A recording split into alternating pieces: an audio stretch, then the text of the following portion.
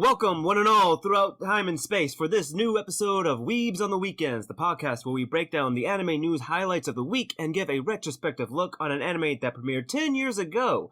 Today's episode will be our concluding episode for the year 2021, as well as for our season of special guests. Today's episode will focus on our top 10 anime for all of 2021, and we would also have the time to duke it out and see who deserves to have their picked anime on the coveted Weebs watch list for the year 2021.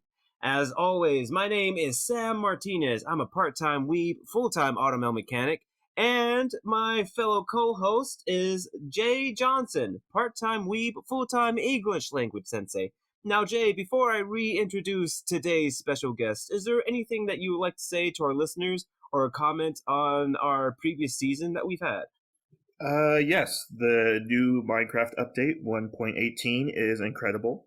And it's kind of the perfect time to get back into Minecraft or to get into Minecraft for the first time because I've been enjoying it. I'm on a server with a bunch of university alumni people that attended alumni or had some kind of relationship with my university. And it's incredible. I'm enjoying it a bunch. Discord has made so much that cooperative play enjoyable now. And it's so nice to, help people build in their worlds. Hopefully, I'm going to be on the server for probably 5 years, hopefully, because I have this big... Oh, yeah. So, Sam, you're a big One Piece nerd. Yes. Yeah, I'm building Indy's lobby. No, you're not. And yeah, because I was thinking of celebrating the 1,000th episode of One Piece, and I was like, the world has been extended for this update. So you can dig like very far into the earth. So I want to dig all the way down into the void of a Minecraft world, and just have it in the middle of an ocean and just have this endless drop and this giant expansive, probably like 500 block wide island just floating in the middle of this black hole essentially in the ocean. So other than that, let's see, this year, 2021 has been a ride. 2020 was, kind of a slump a little bit for anime. But man, in composing this list for the episode, I was like blown away by how many anime I missed and how many anime just blew me away this year. So yeah, I'm excited to talk about it. Oh yeah, no, I definitely hear you on that. Like going back at the list, it was hard for me trying to put because there was one particular anime that I wanted to break my top 5 just because of how much I enjoyed it. But with all the good, strong anime that happened this year, that wasn't able to happen. And I was able to, and that was a good thing, mainly because of the other stronger anime that came out. And we'll get into that in a little bit. So before we continue talking about our anime, let's go ahead and reintroduce our guest. And as I said, you may have remembered him from our previous special guest episode, the one that we did and covered Future Diary on. So today's episode, we have none other than our fellow weeaboo, Alonso. Welcome back, Alonso. How are things? They're good. How's it going, guys? How are y'all doing? Awesome. I'm glad that you were able to come back with us and join us because we did enjoy you last time, and I find it fitting that we have you on as like our closing for the season and the year as well. Yeah, I'm glad to be here. So awesome. And Alonso, what would just like general thoughts, because we heard Jay give his thoughts on this year's overall his take on this year's overall anime. Just giving quick thoughts, like what were your thoughts on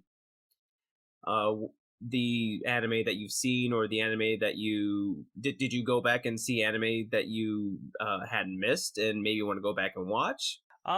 So this year, weirdly enough, I watched more anime than I've watched in a long time. Which I found interesting because with how much less time we just have available, the anime you end up watching all the way through ends up being what makes your top 10 generally, right? What makes it up and everything. But this time I actually had like significantly more than 10 anime like that I watched this year. Like there was just so much good stuff that came out this year, you know. Um but even with that, like I did just recently start going back and watching JoJo, because I'd never actually watched the whole series before. And I think what it's called, Star Ocean, is that the new one that's coming out that just Yes, part premiered? 6. Yeah, Stone Ocean. Stone Ocean. Stone Ocean. That I've heard just really good things about. So I figured let me start from where I left off, because I had watched the first two seasons, first two parts before. I just never fully Mhm. finished part three. So I just restarted that and going through that now. But this year, like looking back at what last year was, just like just so much more, just overall, just good stuff, and stuff that I didn't even think I would end up watching. Oh, no, no, no. That's good. I'm glad that you are expanding your anime library, so to speak. You know, that you're it's trying to widen your perspective on the genre. And just a quick mention on JoJo, because we don't want to get into that whole too much, because that can usually happens whenever one mentions JoJo. But it's good that you are starting back with part 3, because the power set in part 3 ends up becoming the standard throughout all the other subsequent parts. So it's good that you are going back and finishing that part, and not just saying, I know enough, I'll just jump into part 6, because you would be lost in the sauce so hard, bruh. But so what we're going to do moving forward is we're at least going to compare our last year's Weeps watch list to your last year's top 10 list. That way the audience can get a feel for what your tastes are before we go into our own retrospective lists, and basically have our basketball shuffle in trying to make our Weebs watch list for 2021. That sound good for you, Yeah, sounds Alonso? great to me. That sound good? Awesome. Yeah, sounds good to me. So awesome. So what we'll do first is, Jay, if you would give us the Weebs watch list from last year, and then we can give Alonso his space to give us his watch list from last year. All right, sweet. So I'll run through our top 10 from 2020. And as always, the time codes are going to be a description. So going through 2020, 2020, then 2021, then 2022. So a lot of anime to talk about for this episode. But So much. for the Weebs watch list for the best of 2022, at the 10 spot was Millionaire Detective Balance Unlimited. Number 9 was Brand New Animal, or BNA. 8 was Keep Your Hands Off Ezukin. 7 was Great Pretender. 6 was Jujutsu Kaisen. Number 5 was Decadence. Number 4, Id, Invaded. 3, Tower of God. 2, Interspecies Reviewers. And number 1 for 2020 was Akudama Drive. Awesome. Thank you, Jay. So, Alonso, after hearing our Weebs watch list, how different do you think yours is? I guess just giving us a sneak peek before you give us your list. So it's actually not that different, because half of the things that Mm-hmm. are on my top 10 are on your top 10. But I actually didn't order Okay. mine except for one thing. My number one is actually my number one. Everything else I felt was so close in like quality that I couldn't Mm-hmm. really order them. But I'm just gonna start from the bottom of my list and go up. But remember, that doesn't attribute to like quality or anything. It's just that I couldn't Okay. think of another way of putting them on there, and it was just they were good, right? No worries, But and feel free to give like a couple thoughts on it, or if you think that it's too obscure, to give a bit of a summary of it. When you give us your anime. my number 10 is Dorohedoro. It's a series that I found by accident, like just scrolling through Netflix. A friend of mine recommended it, and I was like, sure, I'll check it out. If you've never heard of it, it follows this. how do I describe him?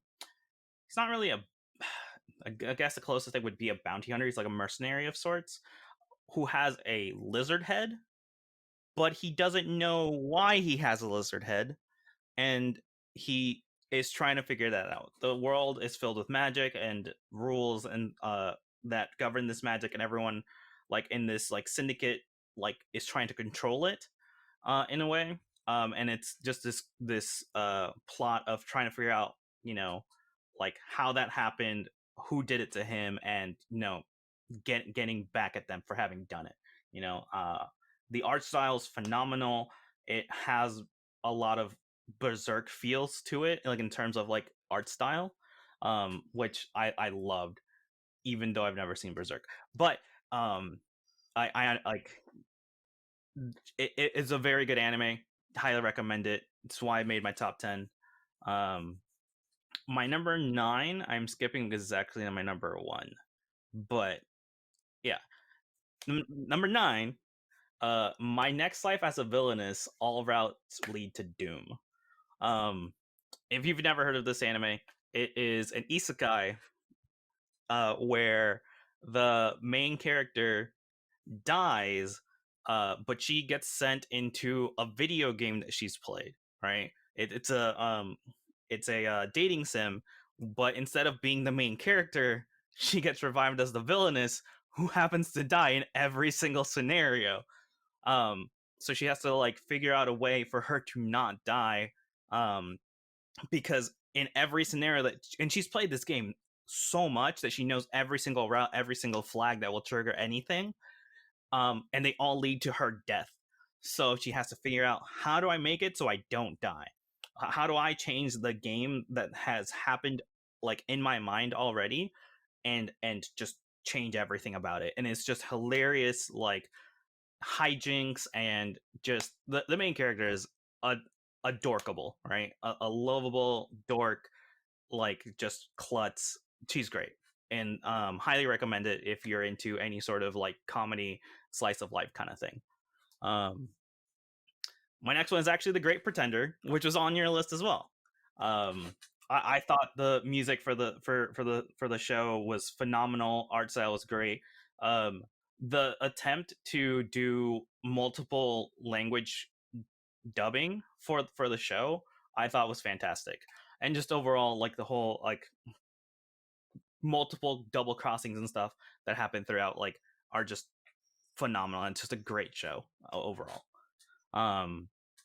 My number 7 is Rent a Girlfriend, because I love the stupid, you know, romance bullshit. But it kind of flips the script a little bit. If you don't know what Rent a Girlfriend is, the title kind of explains it. Dude gets broken up with his girlfriend, so he, like, to make up for his loneliness, he rents a girlfriend through the service. It's nothing sexual or anything. It's literally just go on dates just for company kind of thing. And like, he gets upset with her because he starts thinking that, you know, she did her job too well, and he starts like having feelings for her or whatever. And he's like, you did this on purpose. Like, yes, that's my job. I'm supposed to make it so that you think I'm your girlfriend. That's the whole point. Like, it's not my fault. And then he gets a call that his grandma's in the hospital, so they rush over there while they're on their date, and then she thinks that she's actually his girlfriend, and just hijinks ensues, trying to maintain the lie, you know, as it goes. My number 5, or number 6, 4? I don't know. You're on number 6 right now. My number 6 is The Misfit of Demon King Academy. This is, weirdly enough, both at the same time your typical and not typical power fantasy anime, right? You have a character who's introduced, who is just blatantly overpowered, nothing can stand in his way, and it's not a matter of like, is he gonna do it? It's figuring out how he's gonna do it. What weird way is he gonna figure out on how to like beat this thing in front of him? For example, the main character attends this academy that's supposed to like help demons figure out like their powers, get stronger, and like pick out a candidate to be the next Demon King, right? And it turns out that he's actually the reincarnation of that king that they're talking about, and they're like, no, it can't be you. You're nothing. You're a half blood, right? And so one of the pure blood demons gets up in his face about it, and he's like, I could beat you like no problem. So starts fighting him, and the main character makes his heart beat really loudly, and it kills him. So like using his own heartbeat by just the sheer power of his heart beating kills a dude, and then brings him back and is like, are we done now? He's like, what did you do? Blah blah blah blah blah.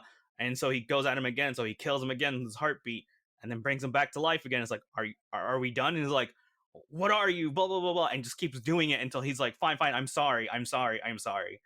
And that's the kind of like dumb like power that you can expect from this show, but it is hilarious. There's like a mystery going on in there that I don't want to spoil at all. Please watch it. It's phenomenal. Great show. Then I have BNA, which is, I don't actually remember the full name. I literally only know it as BNA, but Brand new anime. yeah. Phenomenal anime. You guys have talked about it. Check it out. It's great. Then I have Gleipnir, which yes, I remember that one. Like, that was on my list. Like, just okay. You've help me like bring this to life, because like telling someone that telling someone that like, you know, you have a mascot suit that gets worn by another person, but the first person got turned into a mascot suit, and that's how they have superpowers. It's like, how do you sell that to someone? Here's the pitch. Just do it. Just watch it. Okay, it's good. Like, I know it's a weird concept, but it's actually phenomenal. Like, just watch it. It's great. After that, Tower of God, which was also on your list, correct? Yeah.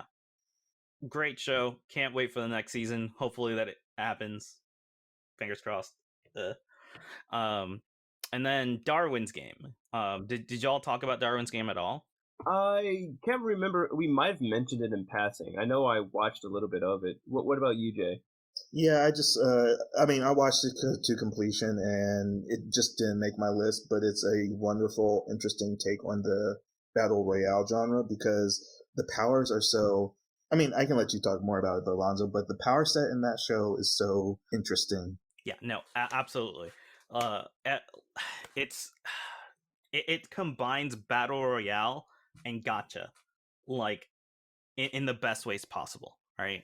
A bunch of people are selected to play in the game. You can buy power-ups, you can buy new abilities, but each person is given an ability from the beginning based on their personality. I can't remember exactly if it's either based on a personality or a personality quiz that they answered at the beginning. And every single power has obviously power, but a weakness that can be figured out by other people. And it's a whole thing of like you can make a guild in it, like anything that you would find in a typical mobile game, and I mean like the gachas and stuff, like the auto clickers and all that kind of stuff is found in this game, but it takes place in a battle royale survival game, and it's great. You should watch it. And then my number also one, dude that wears a panda suit.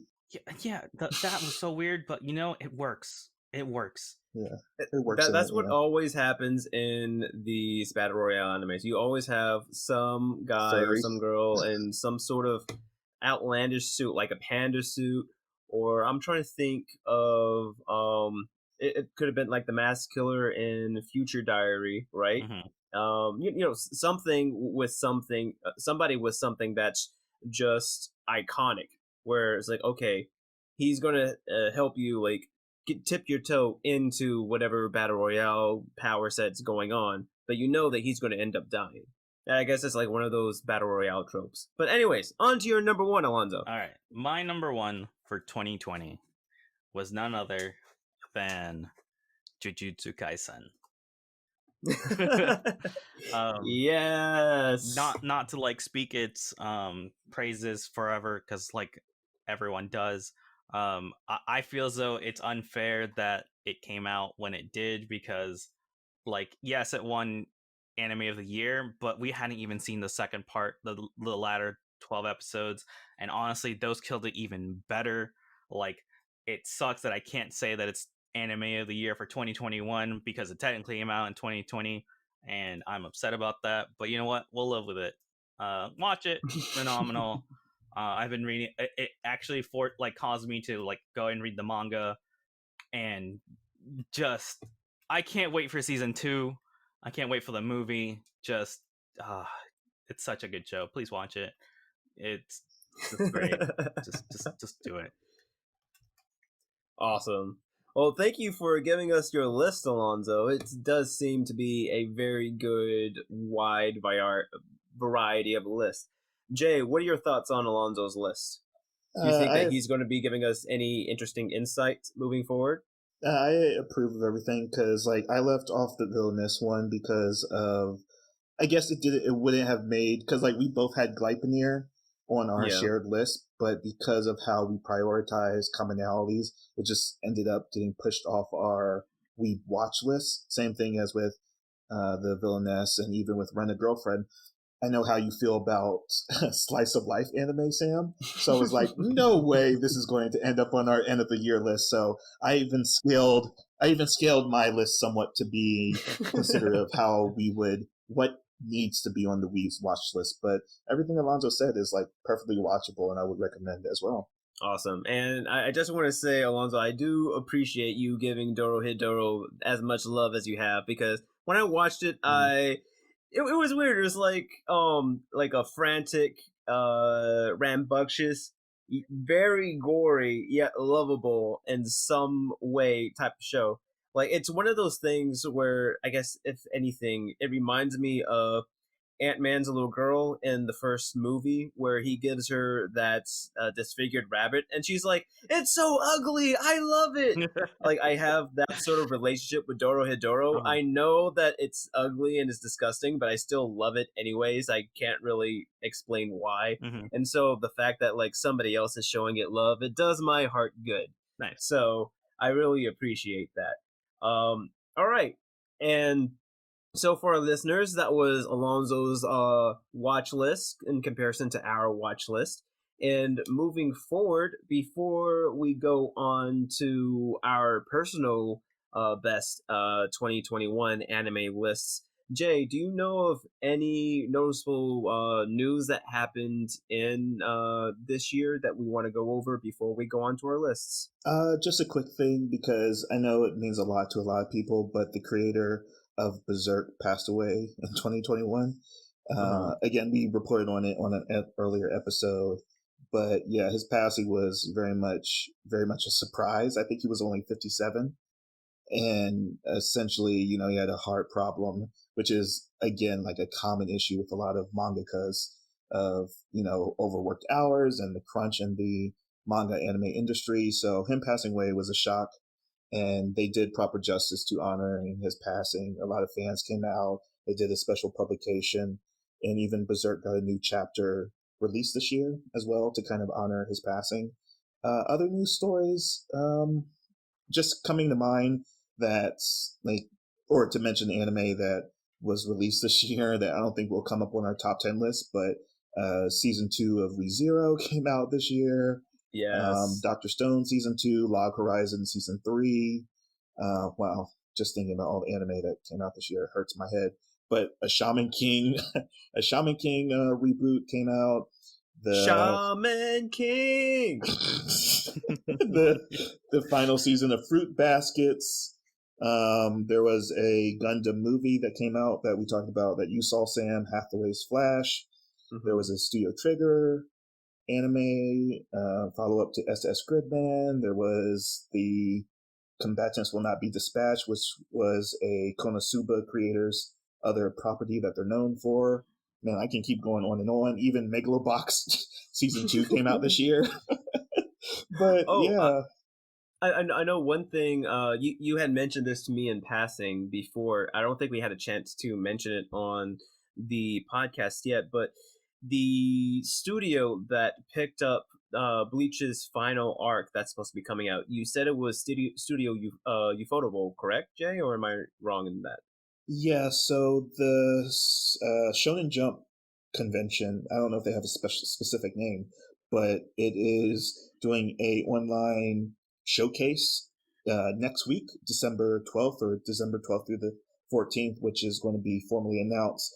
But the rumor, as it is circulating among high cultured weebs that have a lot of insights into it, says that Ufotable has the highest bid for it, and the PV is going to be released on one of those days, which will announce the actual studio in charge of it. So potentially with a late 2022 release or early 2023 release. Oh my goodness, that would be great, because I know even with the studio that Bleach had before, the sword fights, they, even though like looking back on it, they weren't particularly spectacular, but they felt grand and epic while you were watching it. So it's going to be very interesting if Ufotable picks it up, because we've seen what they could do with Demon Slayer and the sword fights that ensued in that anime. So to think that that sort of choreography and that sort of action would happen with Bleach, it would just make Bleach its franchise resurface just being that much more impactful. Alonso, do you have any thoughts on that news or any other news that hit you some sort of way this year regarding anime? Well, the Bleach thing, the fact that Ufotable is the ones who's doing it gives me hope. I just because like I gave up with Bleach after the Aizen arc. Like I watched a little bit of the Fullbringer, but it kind of just got away from me. I read a little bit more of the manga after that, and yeah, it's just like whatever.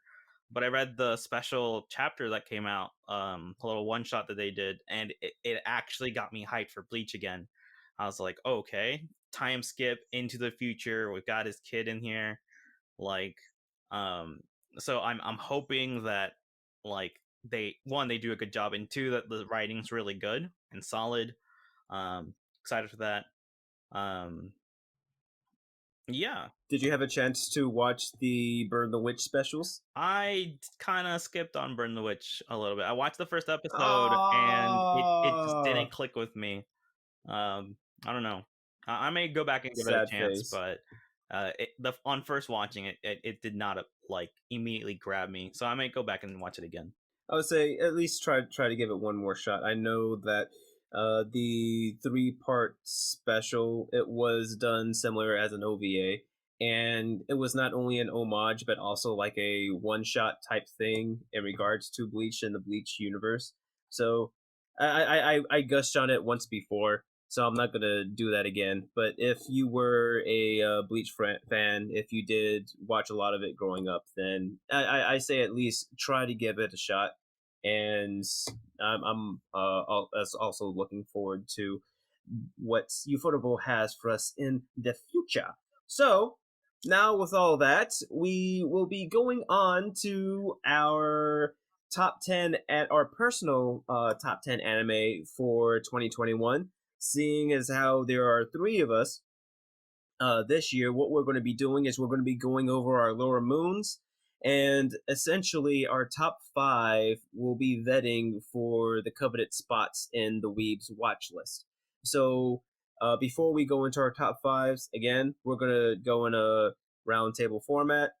We each list off our lower moons, maybe give a few thoughts on the franchise. If said person thinks that it's a little too underground, maybe give a little bit synopsis or overview of that work.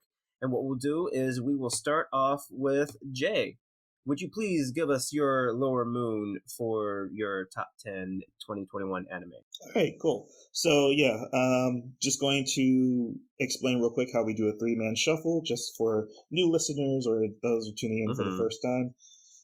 Is we do a system of Kobe, Yeet, and Bench, where Kobe is meaning that it is shared on the same spot. So my 10 is someone else's 10. We have Yeet, meaning that a anime is farther higher on someone's list or lower, higher on their moons. And then a bench, meaning it's nowhere on the list. So starting out with my number 10 spot. I'm pretty sure this is a bench, but this is a Kimono Jihen. Oh, that's a yeet for me. What about you, Alonso? That's a bench for me. I actually haven't even heard that one. What is that show? Yeah, it doesn't have a English translation, but we'll save the discussion of that later. Wow, Sam, good job.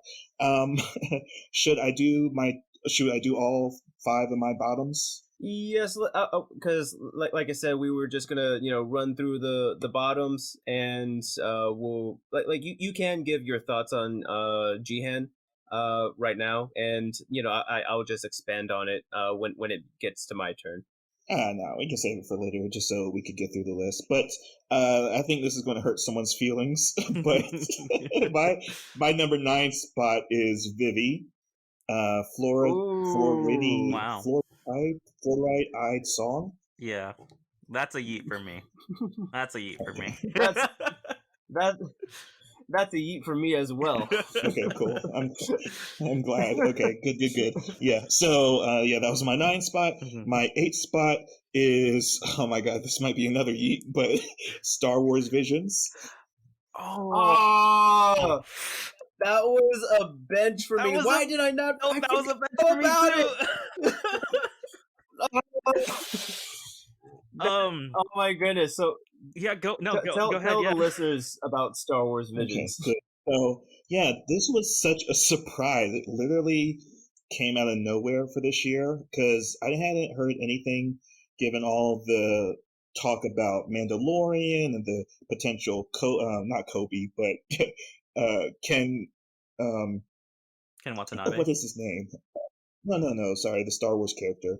Kenobi. Obi-Wan. Yeah, Obi-Wan. Yeah.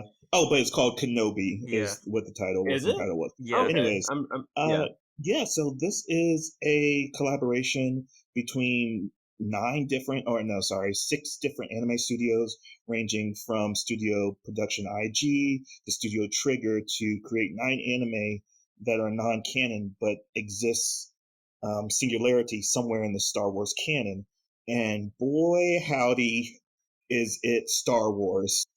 Yes, I've read more of the novels that came out in the recent wave of the Star Wars franchise. They did the recent trilogy, and people have mixed feelings about it, but to talk about this anime is, man, it's just so what you look forward to in a space opera that you can't help just be amazed that this is what Star Wars is supposed to be, and what everybody really wanted out of the new trilogy, that they explore the universe. They don't focus on the Skywalkers to say, okay, in this large universe, how does like the Black Sun, which is like this underground syndicate, how do Jedis exist? How does Sith exist?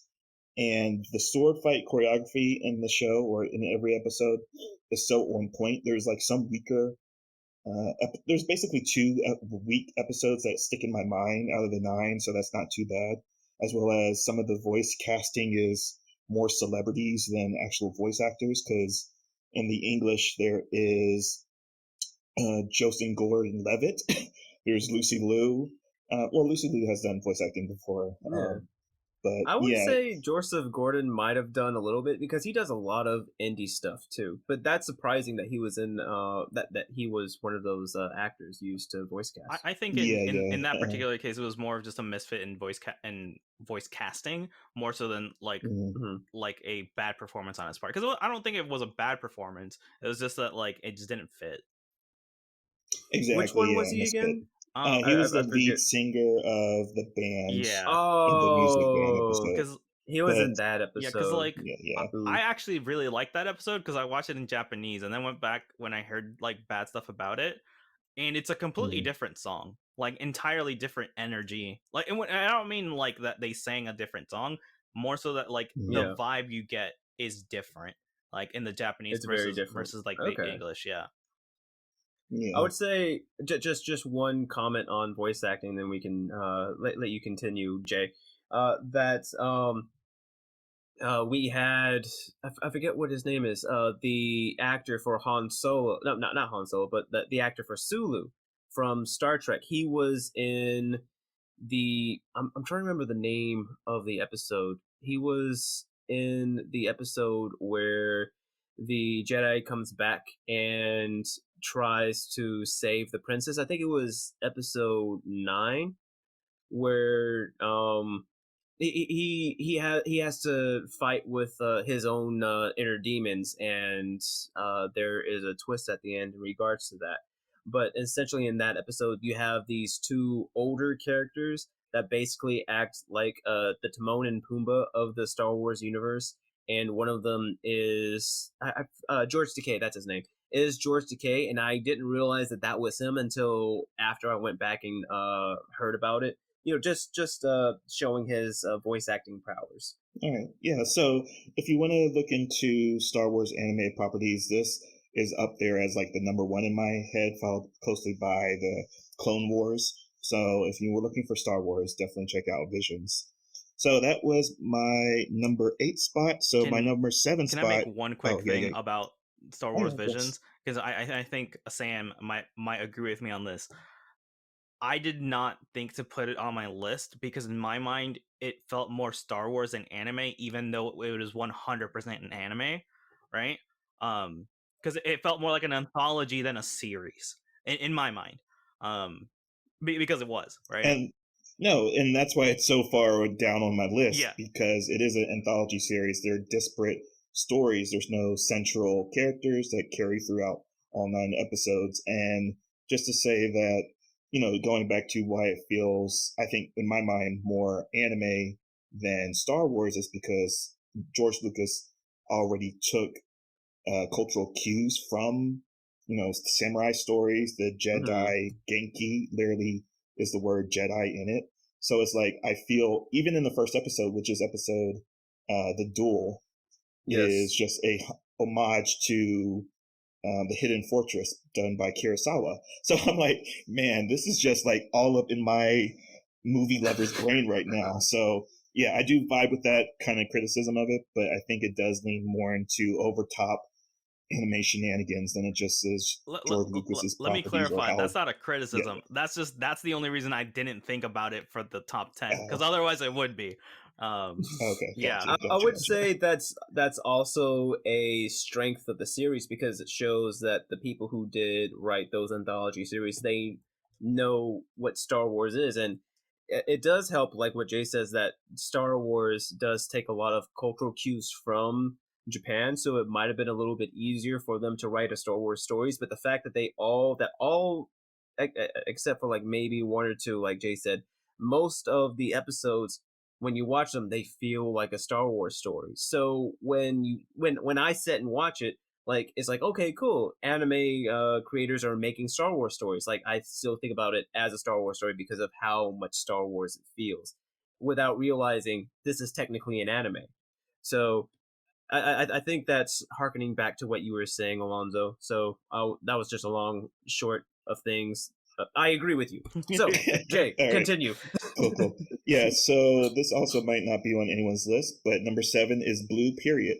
Oh, that's a bench for me. Yeah, bench as well. It is on my list to watch, though. Yeah, so it premiered in this. Oh, I forgot to be mentioning all the episodes and the studios responsible for these anime. But yeah, Blue Period, it did premiere this season, and it is oddly a story about okay, so it's hard to talk about it because it's a story about depression, essentially. It's a story about a high school student, has everything going for him. He has a bright future ahead of him, and it delves into like the psychology of high school students. So again, it's something that maybe as a teacher I can relate a little bit more to, but the idea that just because you're successful doesn't mean you're happy. And it also delves a little bit in a very nuanced way into why successful people commit suicide as well. So it is a sensitive anime on that topic. It does it way better than Wonder Egg Priority that happened this year as well.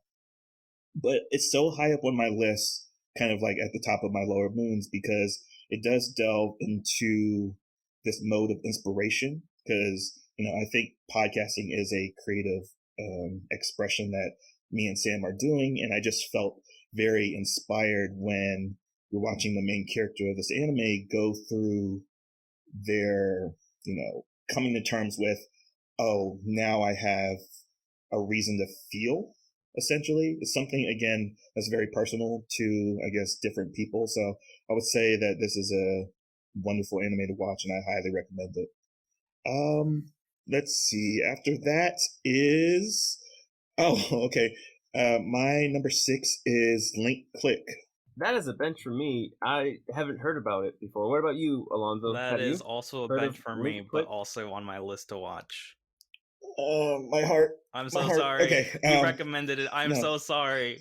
It looks like such a good anime.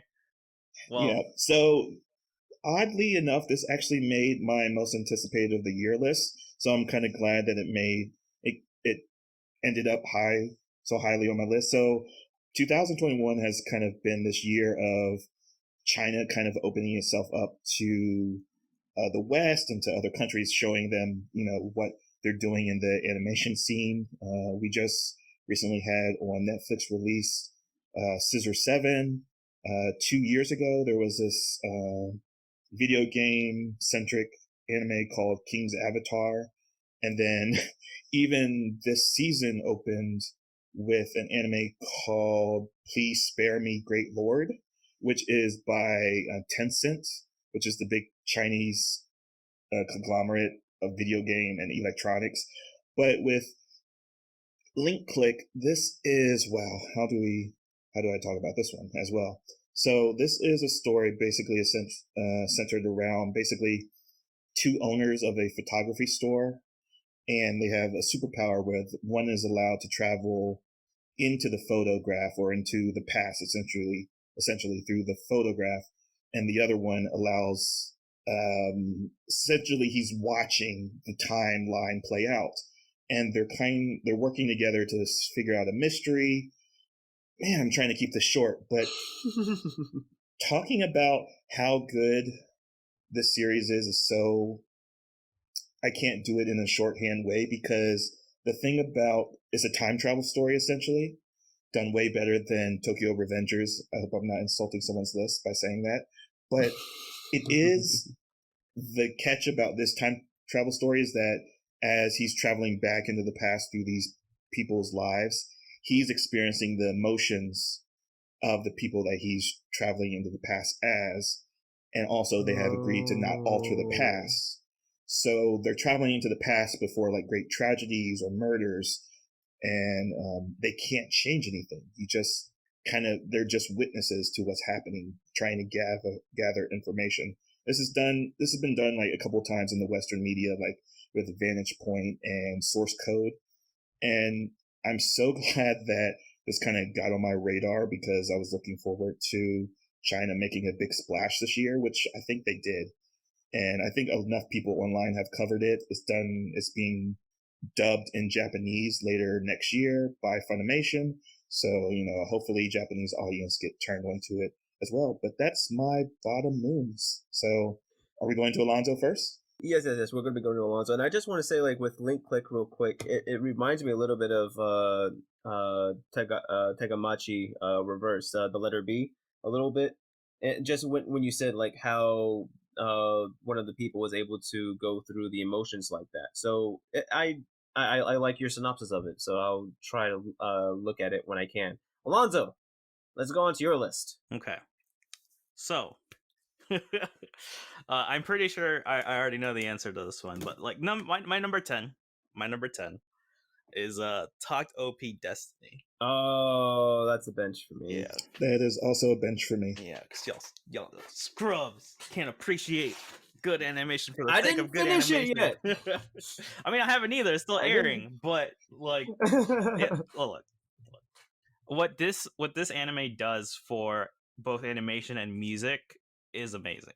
Okay, and the way that they incorporate like classical like pieces into the show, into the fight scenes, into the whole world, and the world that they've built is amazing. Like it is an experience, and I can't really explain it in like you have to watch it. Like literally watch episode 1 and I think you'll be hooked, aside from these two apparently. But it's fine. We all have our opinions and we have our different tastes, and that's okay. That's like what brings us together and what like drives like conversation, right? I just thought it did a phenomenal job in, again, animation, music, sound design.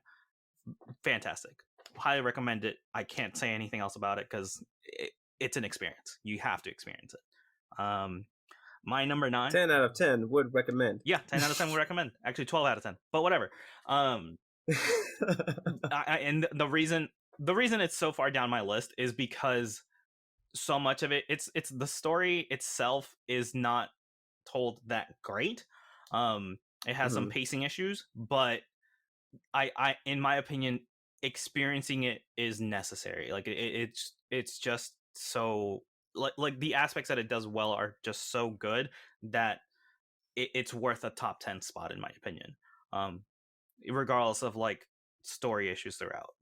But regardless, my number 9 is bottom tier character Tomazaki-kun. For a somewhat similar reason. It's more about the topic and how it's handled. Have y'all heard of this show? I doubt it's on either of y'all's lists. Yeah, either. That is a bench for me. It's a bench for me, but it's at my 11th spot for probably what Alonso's about to say, that it's a surprisingly wholesome story. Yeah. So for a little bit insight into this, it's a show about a kid who is a quote unquote loser in the eyes of his like classmates, but he is the number 1 ranked quote unquote Super Smash Brothers Melee player in Japan. Period. Right? I think I watched an episode of this with you. He is just god tier at this game. Like no one else can compete with him. The number 2 person constantly tries and tries and tries and just can't get anywhere near him.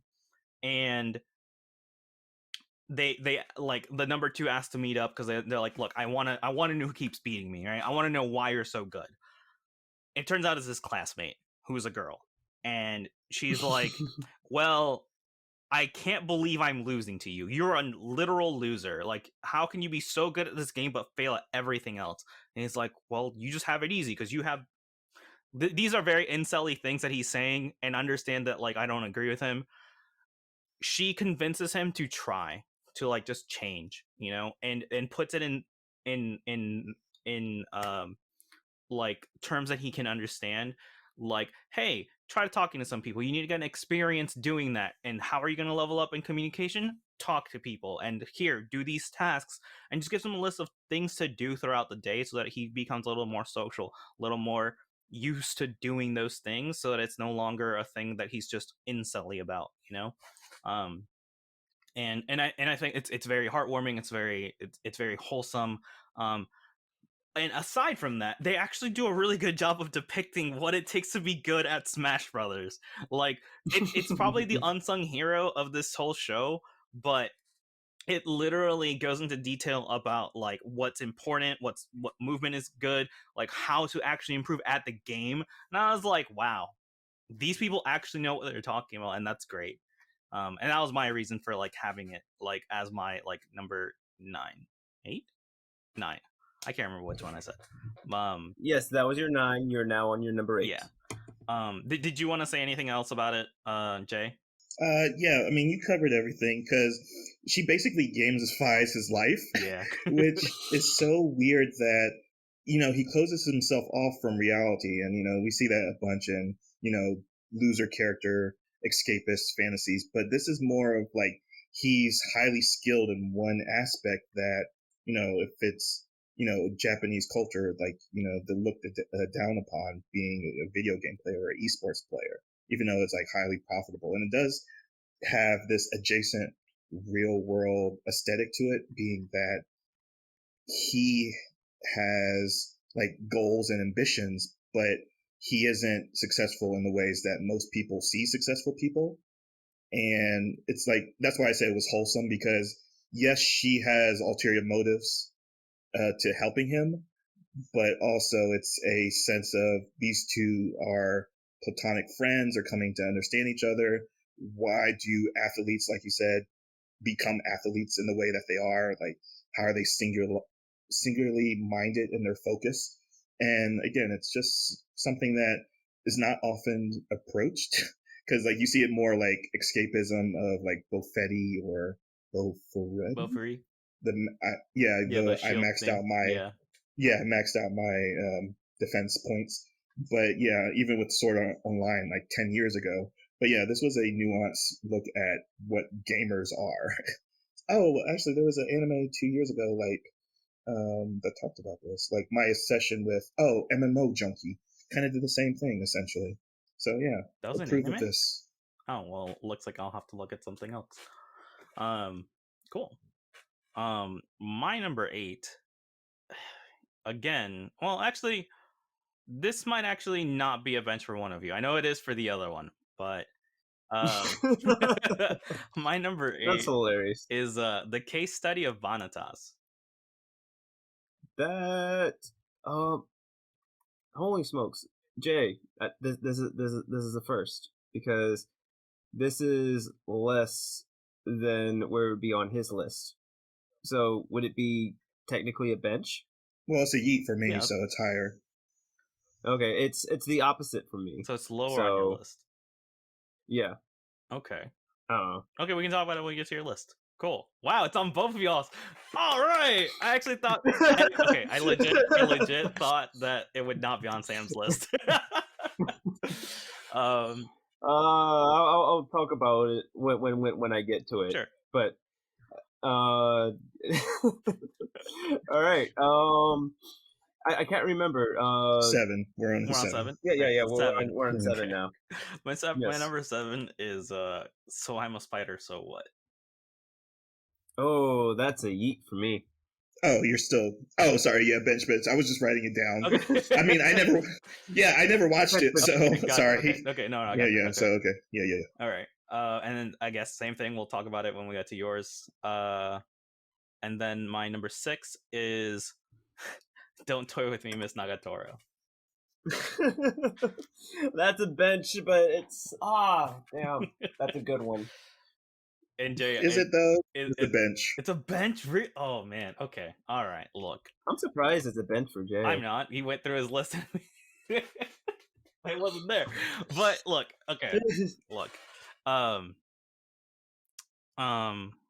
Words hard. Why is this difficult? Okay.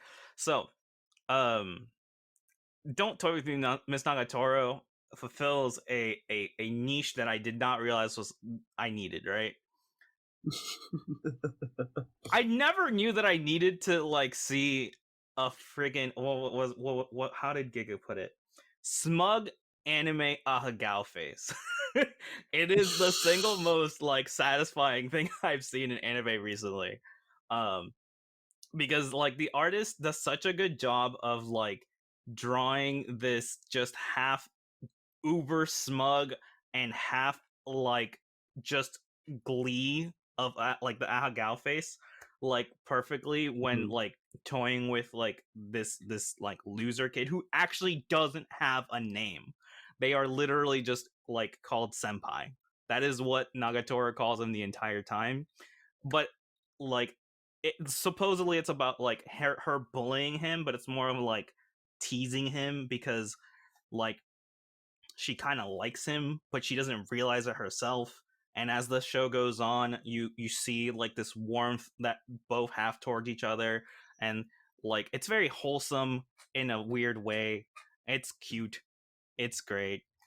Smug Hagao face is fantastic. That's why it's my number 6. I would say that I guess the reason why it is so appealing mainly to us as a Western audience, because I don't know if it's the same thing over there in Japan, but at least over here, growing up in the West, you would notice that little kids, especially little boys, when they like a girl, they pick on them, right? Not knowing like why they want to pick on them, but it's because they end up liking them. And then to see that sort of flipped, like that gender role sort of flipped and reflected, it gives us a different perspective on that, on how one works out their romantic feelings when they may not necessarily be matured to articulate that properly yet.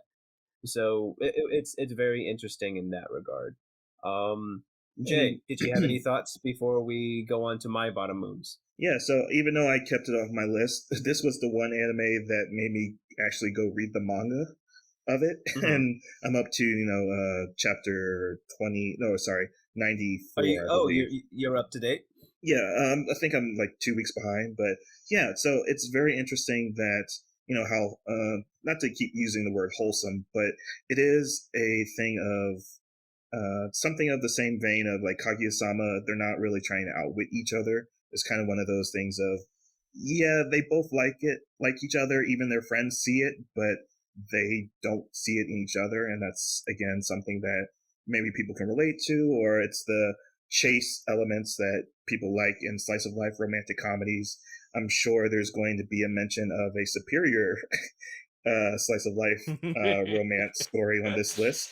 But for right now, Nah. Nagatoro definitely was enjoyable. I watched all episodes of it, started reading the manga. But if they do another season 2, because it does advance into like the following years or following year of Senpai and Nagatoro's relationship.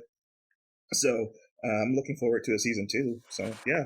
So Sam, what is your bottom moves? Real quick, I do have a question for Sam. Yes. Didn't you start reading the manga too? Oh yeah, no, I'm up to date. Okay, all right. I just wanted to get that Yes. out there. Just wanted that out there. Okay. That's why I've stopped watching the anime, because I read the manga. And I would say like it that's why, because at first I was very hesitant because I got caught up in the worry that came with this anime, because everybody was like, oh, is it going to promote bullying, things of that nature. And the very first scene, it was fairly intense, I guess, in terms of what we've seen in regards to romantic comedies, um in terms of like what can be considered bullying. But after realizing the context and seeing that character's interaction with other characters, showing that it's is coming from a place of innocent romance. It's not necessarily the character's will to be malicious, but it's just how that character knows how to emote their longingness for relationship, just because of how physically active that individual is. So having that context in helped me understand the relationship moving forward. And again, got hooked on the manga, and that's all I have to say about that. So on to, and I was actually trying to pad for time, because there's 2 anime right now that's basically trying to fight for my number 5 spot right now. And I mean, you'll figure it out as you're going up. Honestly, I know that's what I did. I was like, my I'm, bottom 5. I was like, oh, man, I don't really have these in order, but I don't want to talk about it. I was like, it's this has to be a little higher yeah. up now. No, it's mainly from what I had mentioned earlier in the show, how there's one in particular that I really like, and just whether or not it's going to break the top 5, it's going to break it. So we'll go ahead and do that. So my number 10 is the case study of Vanitas, and you can watch that on Funimations and Hulu. And it was on Alonso's number 8 spot, and it was a yeet for you, Jay, Yeah, from so Alonso's number 8. yeah, Okay, it's so so higher on the list. Yeah. So we'll talk about it later on. But just to mention it, like Alonso said, like I for good reason, like his reasons for me thinking him thinking that I wasn't going to put it on here, but after seeing what I watched, it deserves to be viewed. So it breaks my top 10 for that reason. We can get into that later on. My number 9 spot, I doubt that this would be on either of your list, is Shadow's House. Have either of you heard of it? That is a bench, but that's number 12 because, oh my gosh, if you're talking about beautifully animated anime this year, that Shadow House is one of those. And such a weird premise, but yeah, Sam, talk about it.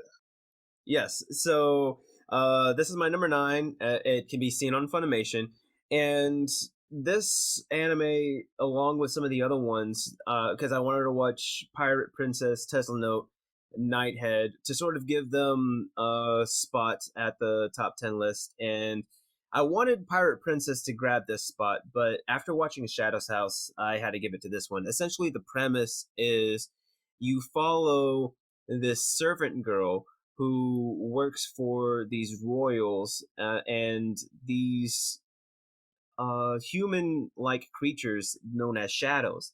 And essentially, these shadows are faceless, and they are void of um, eyes, nose, ears, stuff like that. They literally look like walking shadows, but they have their own personalities, and they are each paired up with a human that can basically act like their emotions, so that when you talk to them you can see whether or not they are happy or they are sad, things of that nature.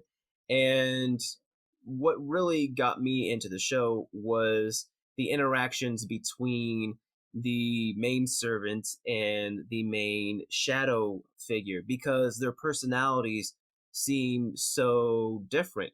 Whereas the main servant girl, she's very emotional, very not very opinionated, but she very acts out her emotions, and she does it wholeheartedly. Whereas the shadow person, she's more reserved. And the thing is, the human's supposed to reflect the shadow. So, having that sort of dynamic, it's going to be hard for them, because if they can't be on the same page, then both the servant and the shadow are essentially excommunicated from the house.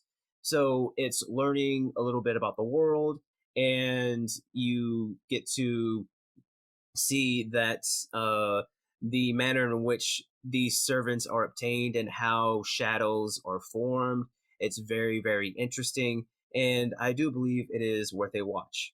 So that's my number 9, Shadow's House. My number 8 is punt from Jay's earlier, is Kimono Jihen. It's based on Funimation, and I can't remember, Alonso, was this on your list as well, or no? It was not. I actually hadn't heard of it. I was looking forward to like what you guys ended up saying about it. All right, Jay, since this was on your list, would you like to talk about it first? Yeah, so this is actually something I really wanted to talk about in great detail because this is by Studio Ajado, who did How Not to Summon a Demon Lord as well as Ascension of a Bookworm. And boy, howdy, that, to make my top 10 list, this was just like pure enjoyment because it does fall into this category of supernatural detective agencies that we've seen like billions of times before. But it has this weird, I put it down when I was watching, it has this nice feel that reminded me of Yu Yu Hakusho, actually, originally. Mm-hmm. Is that it's set up in a world where there are half ghoul, half human people, and they live like side by side with humans, and they keep their identities a secret, something of like the eccentric family kind of dynamic as well. But it is just a simple sci-fi or a supernatural story of boy who's been outed by or has been abandoned, quote, quote, abandoned by his parents. And he's come under this tutelage of a detective, kind of the same way that Mob finds Reagan in Mob Psycho 100. But it's a case-by-case story. It's only 12 episodes. They encounter supernatural creatures running amok in Tokyo, as well as there's a mystery behind like a stone that the main character Kanbei has left over from his parents, has superpower flares ups of his abilities being half ghoul, and it's just a nice ride. It's like nothing too complicated, nothing too deep. It's just good classic shonen. But when you get introduced to the different characters, how colorful they are, how they use their abilities, how sweet some of the characters are, and like understanding his situation as he's been killed before by his half brother or his cousin as a child. So there's like trauma being outed as like as a half human, half ghoul. But man, this is just like pure enjoyment out of the first episode. But Sam, why is it higher up on your list? It was pretty much, as you said, the supernatural and mystery aspect to it. The mentor character, he's a really good character. He is He's a Tanuki. somewhat...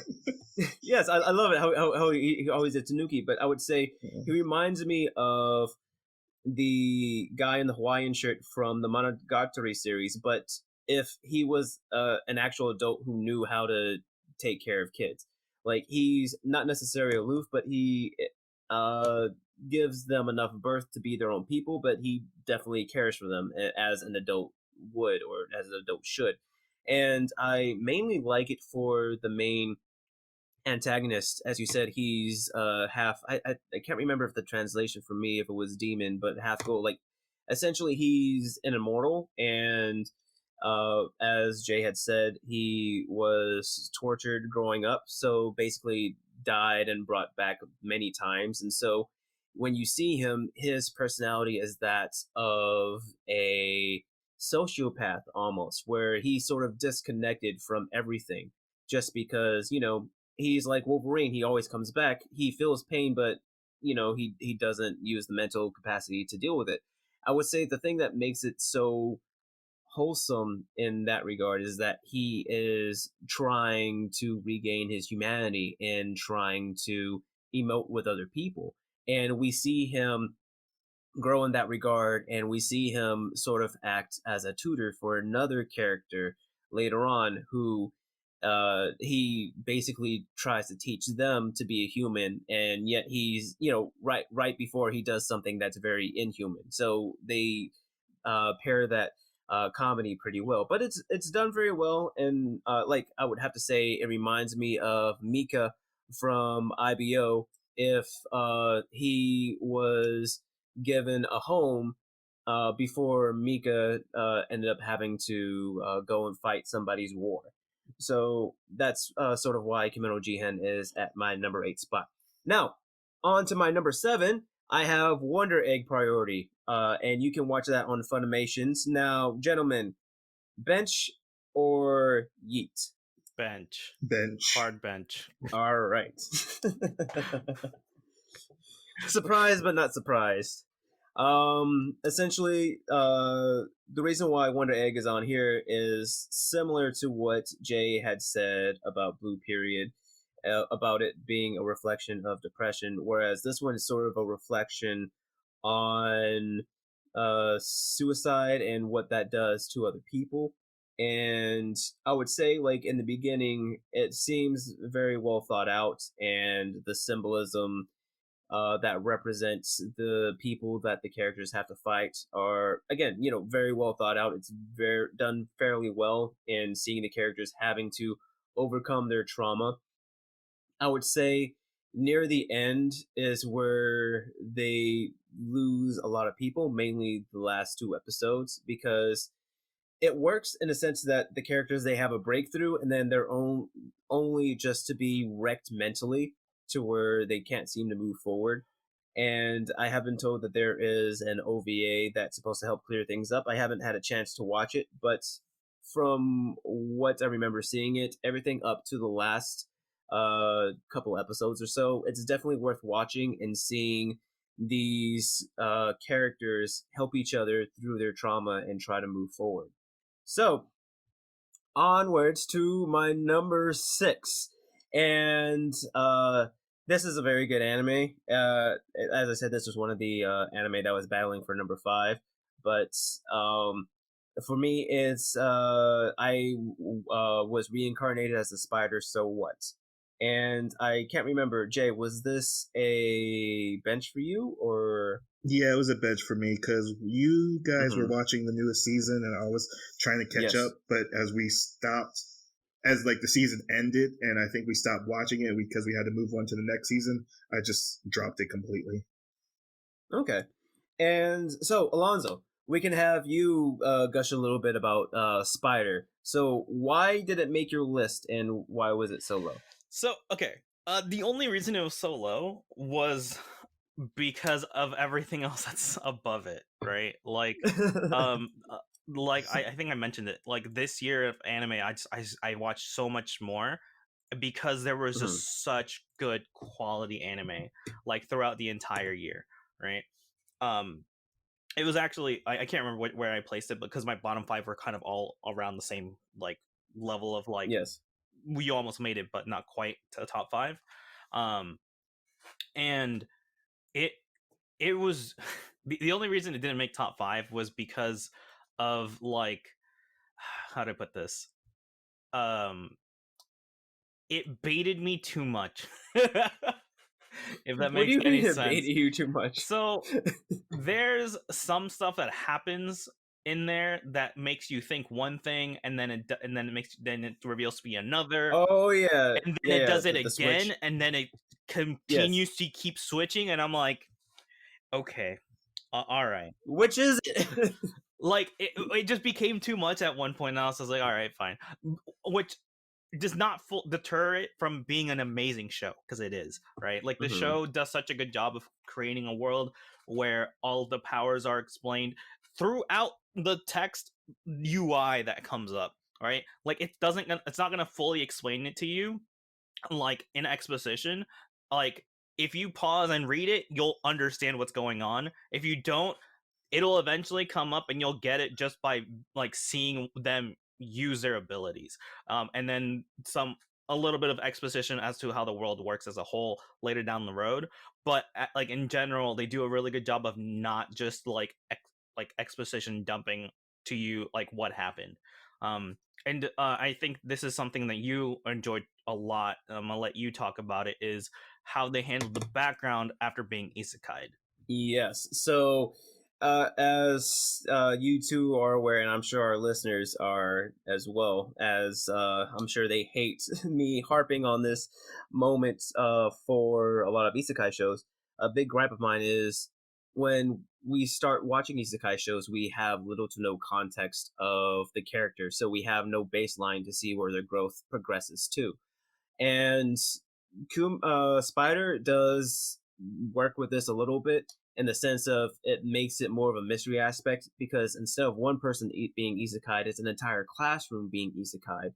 And we get to see the characters trying to find other classmates and trying to gather the gang together again so that they can figure out what's going on in order to see if they can even go back, or so that they can progress and move forward in the future.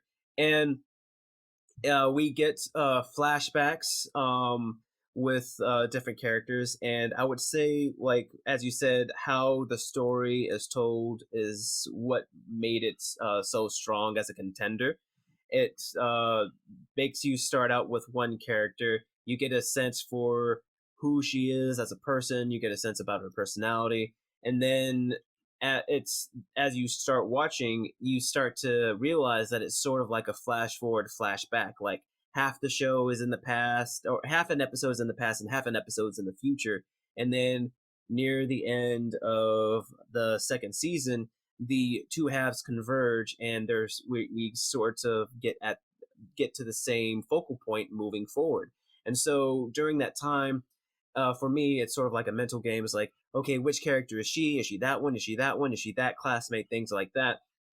And then you start to get to see, and you helped me a little bit realizing this about this character's personality too, just because this person is very personable and very outgoing when this character was on her own, but when she's with other people, she's more reserved and doesn't necessarily want to showcase her person. And that's natural for any given person.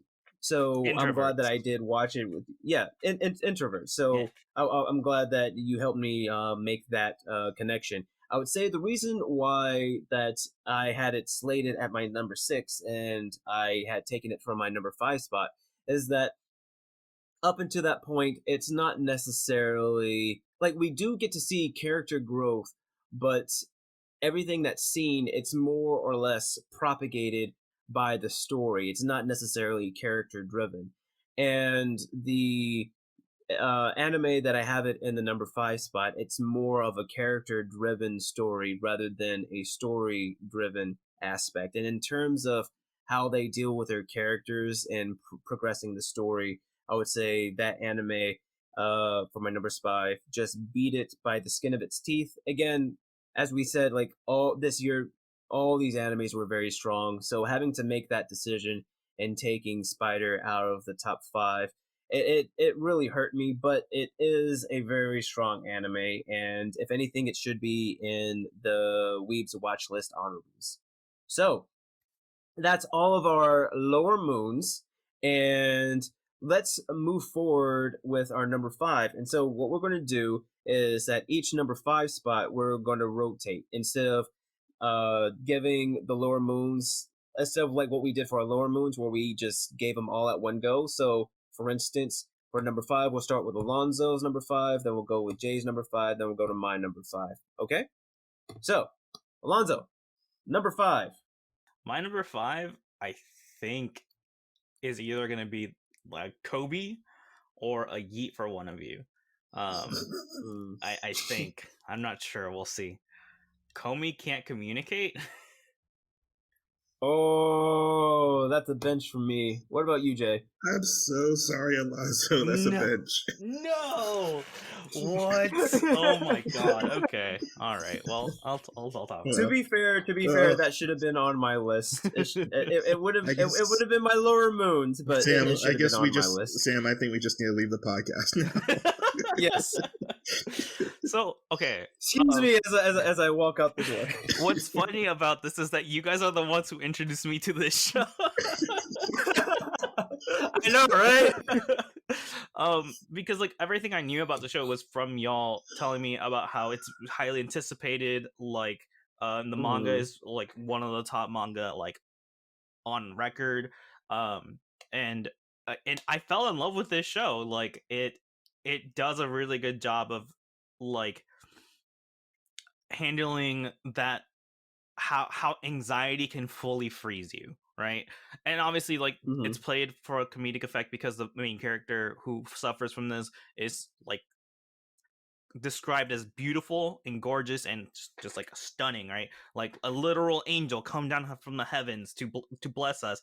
There's kids who literally define her as God, right? Like that's how like crazy like this the like people view her. But she can literally like she is so anxious about just conversing with another person, she literally cannot speak.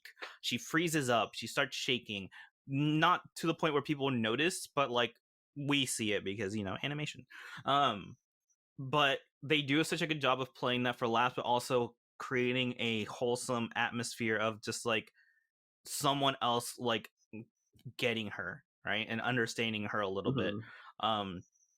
And whose sole purpose wasn't because, oh, I think I can end up with her. His sole purpose for like wanting to help her out was because, oh, I get that. I get being in that situation of like being anxious, and let me help you, right? And so her goal is to make friends. And the way they introduced this whole plot was that we're gonna have a shonen of friends and new like personalities that are gonna come in and how they're gonna interact with her inability to communicate. And it's great. It's phenomenal. The animation is beautiful. Literally, Sam's words when we watched the intro for the first times were, "This intro has no business being this good." Because it was phenomenal. True story. The intro was beautifully done. The music is phenomenal. I skip it because sometimes you just don't have time to just keep watching every intro. I get it. Like it's good. Watch it. But the show is really well animated and drawn, which adds to the whole to the entire show, like delivering as well as it does.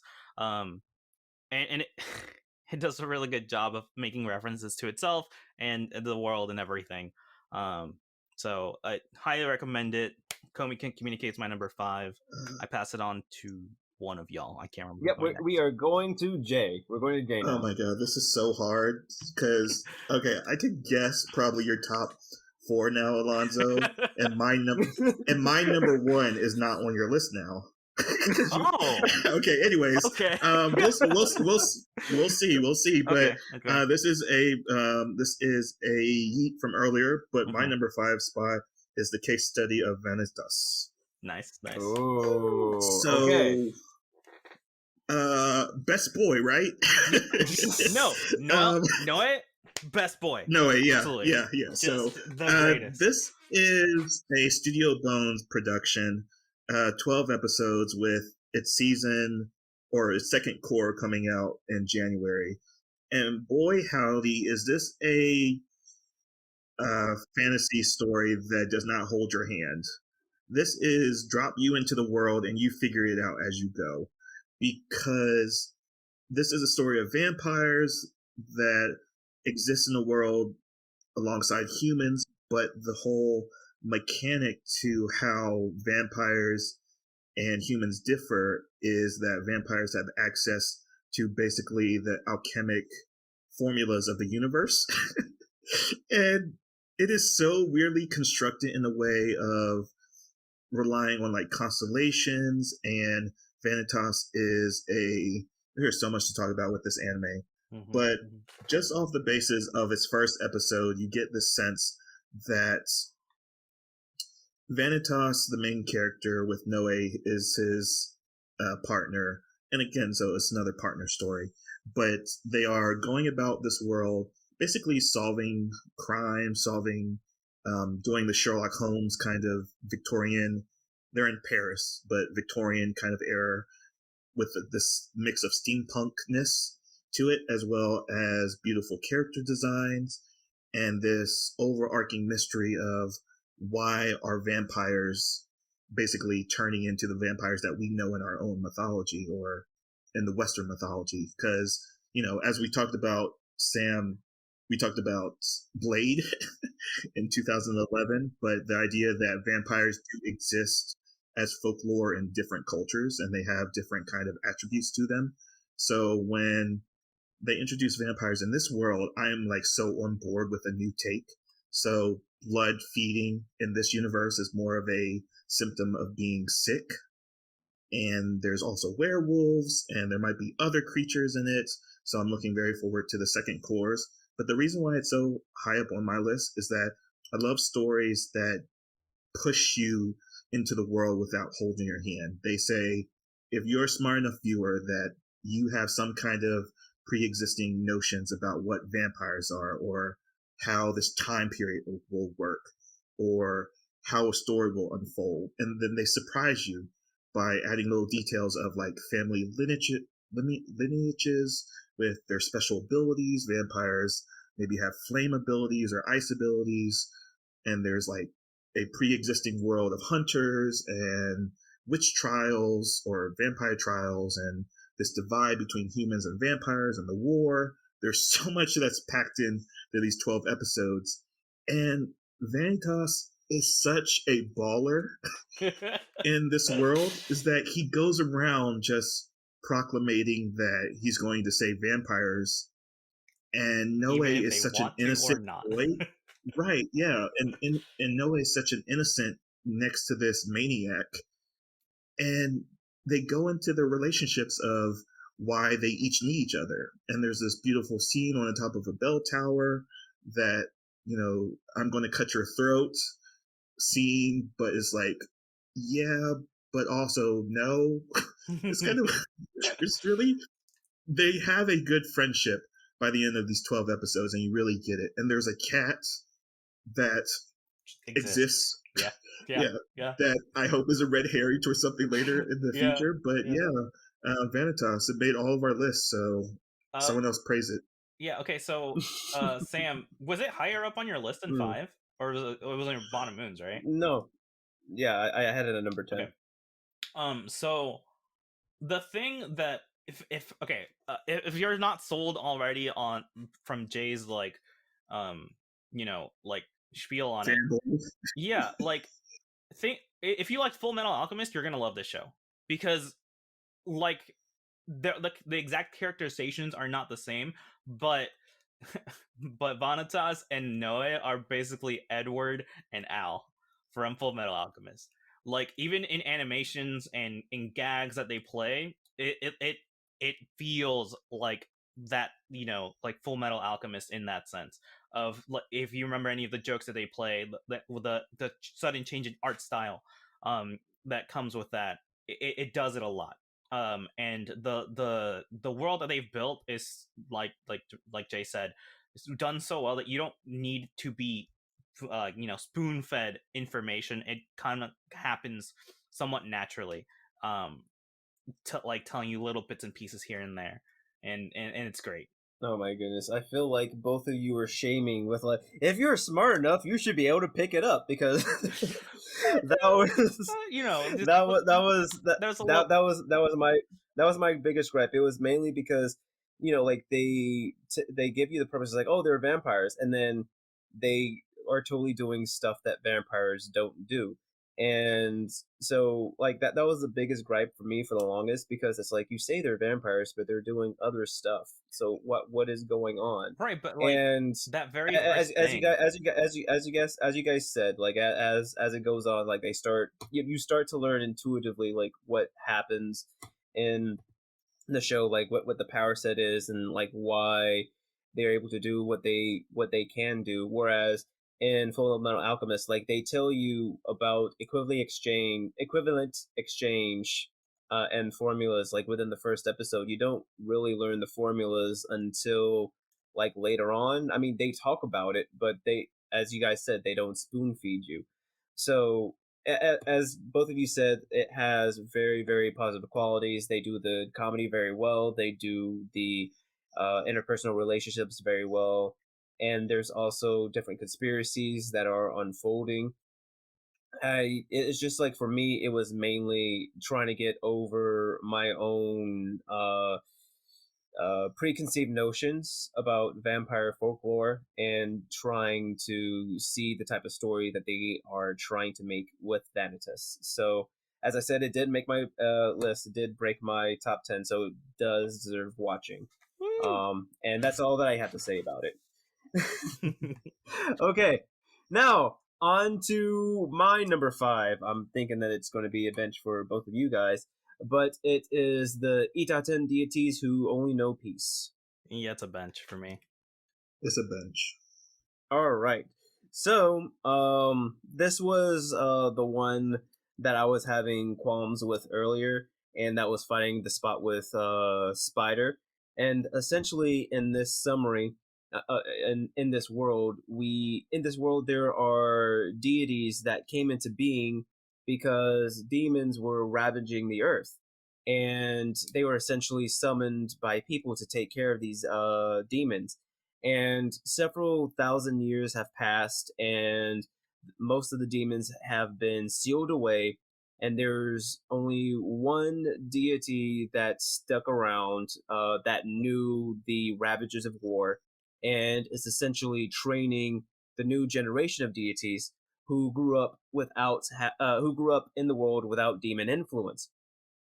And then, as the story unfolds, you find out that there are vestiges of demons still lurking around. However, they are now trying to be smart, and not necessarily the giant monsters that the demons were back when the warring gods were around, but they are now being more cunning. They are essentially taking advantage of the people, and the demons are trying to find a way to propagate. So they are making demon-human hybrids. They are experimenting on them. They even had a country that's basically under their thumb. And the new gods, they found out about this. And again, since most of the deities only know peace, there's only one of them that may be strong enough to fight on a full-blooded demon, whereas the other ones, they can at least keep the fight going for a little bit, but they would end up being beaten. So the demons, so the gods and the demons, they have this confrontation. Then the demons find out that they actually have a chance of beating these gods if they do it a certain way. And then you realize that with the gods, they have certain strengths in the sense that there's one that's very analytical and basically acts as the strategist, and he's not necessarily physically smart, but he knows how to maneuver. And that's where what I had mentioned earlier, the character-driven story takes into play, because it's essentially a cat and mouse game between these two factions, pushing the story forward, and how they're like the few smart people are trying to help their side win, and the lovable dummies are essentially doing their part. And it's a very fun romp. I would say it's very, very mature.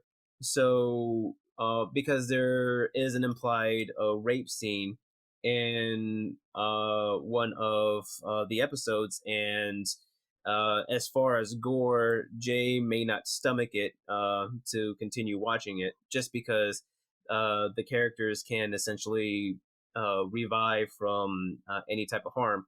But as I said, it's a fun romp. It does deserve to be watched, or at least to be noted. The reason why it's so low is because it caught up to the source material, and I have no idea when the season 2 would happen. But it needs to be out there so it doesn't die in obscurity.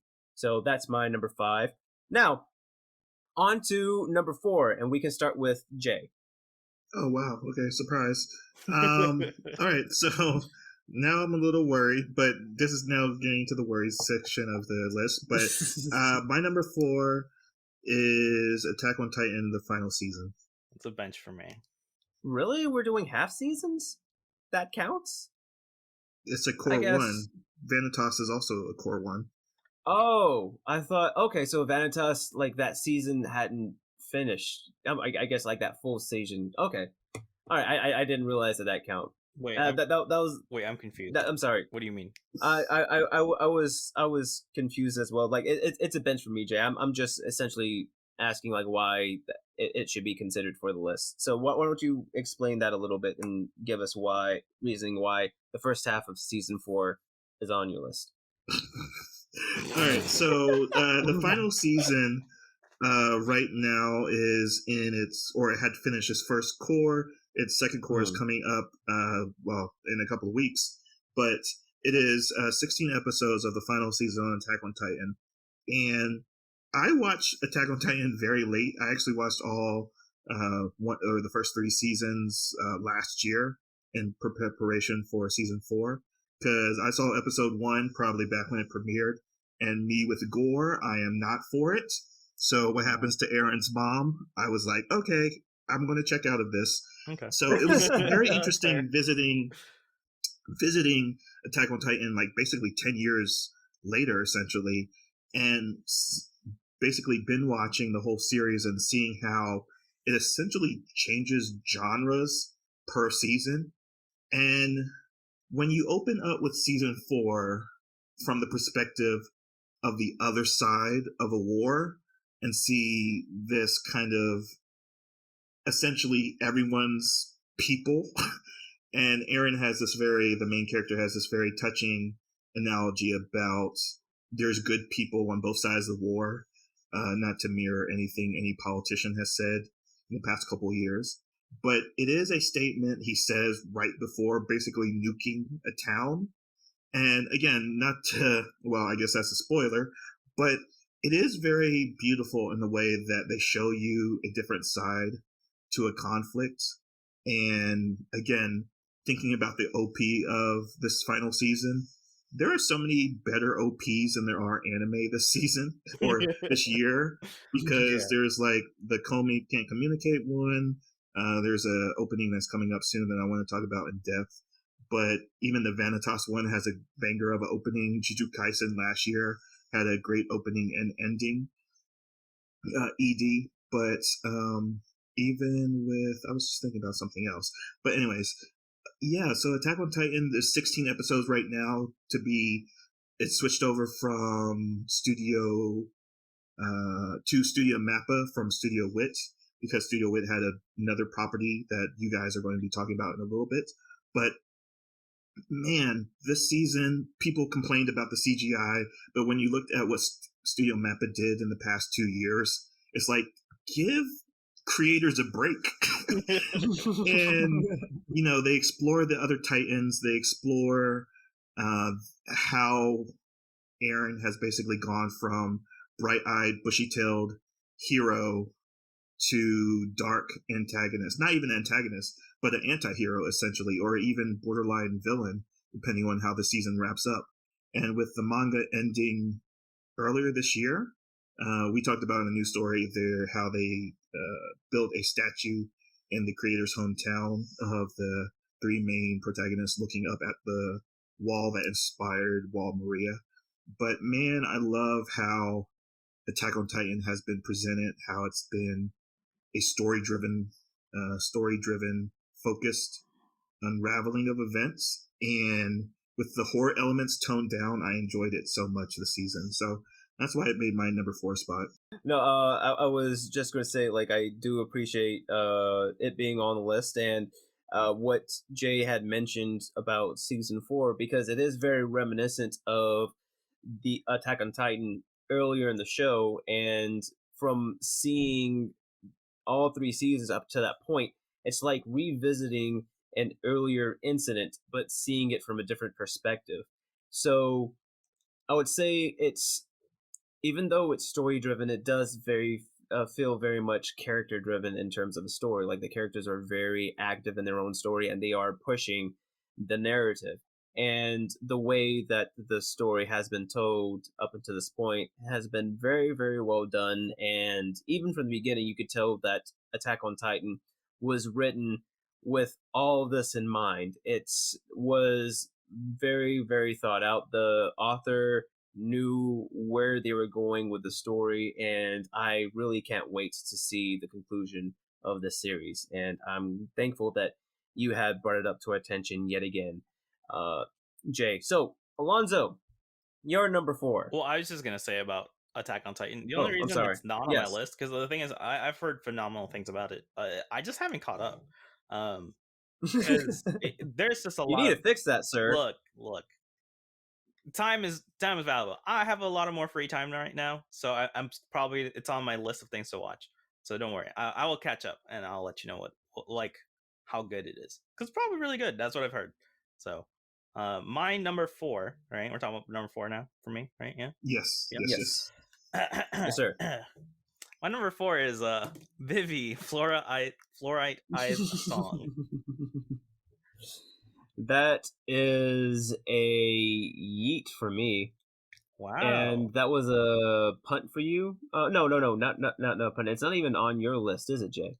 It is my number 9. Yeah, no, it was on his. Yeah, number 9. Yeah. Okay. So, hold on. Pass it on, because it is a... Yes. Yeah. So, my number 4 is Skate Infinity.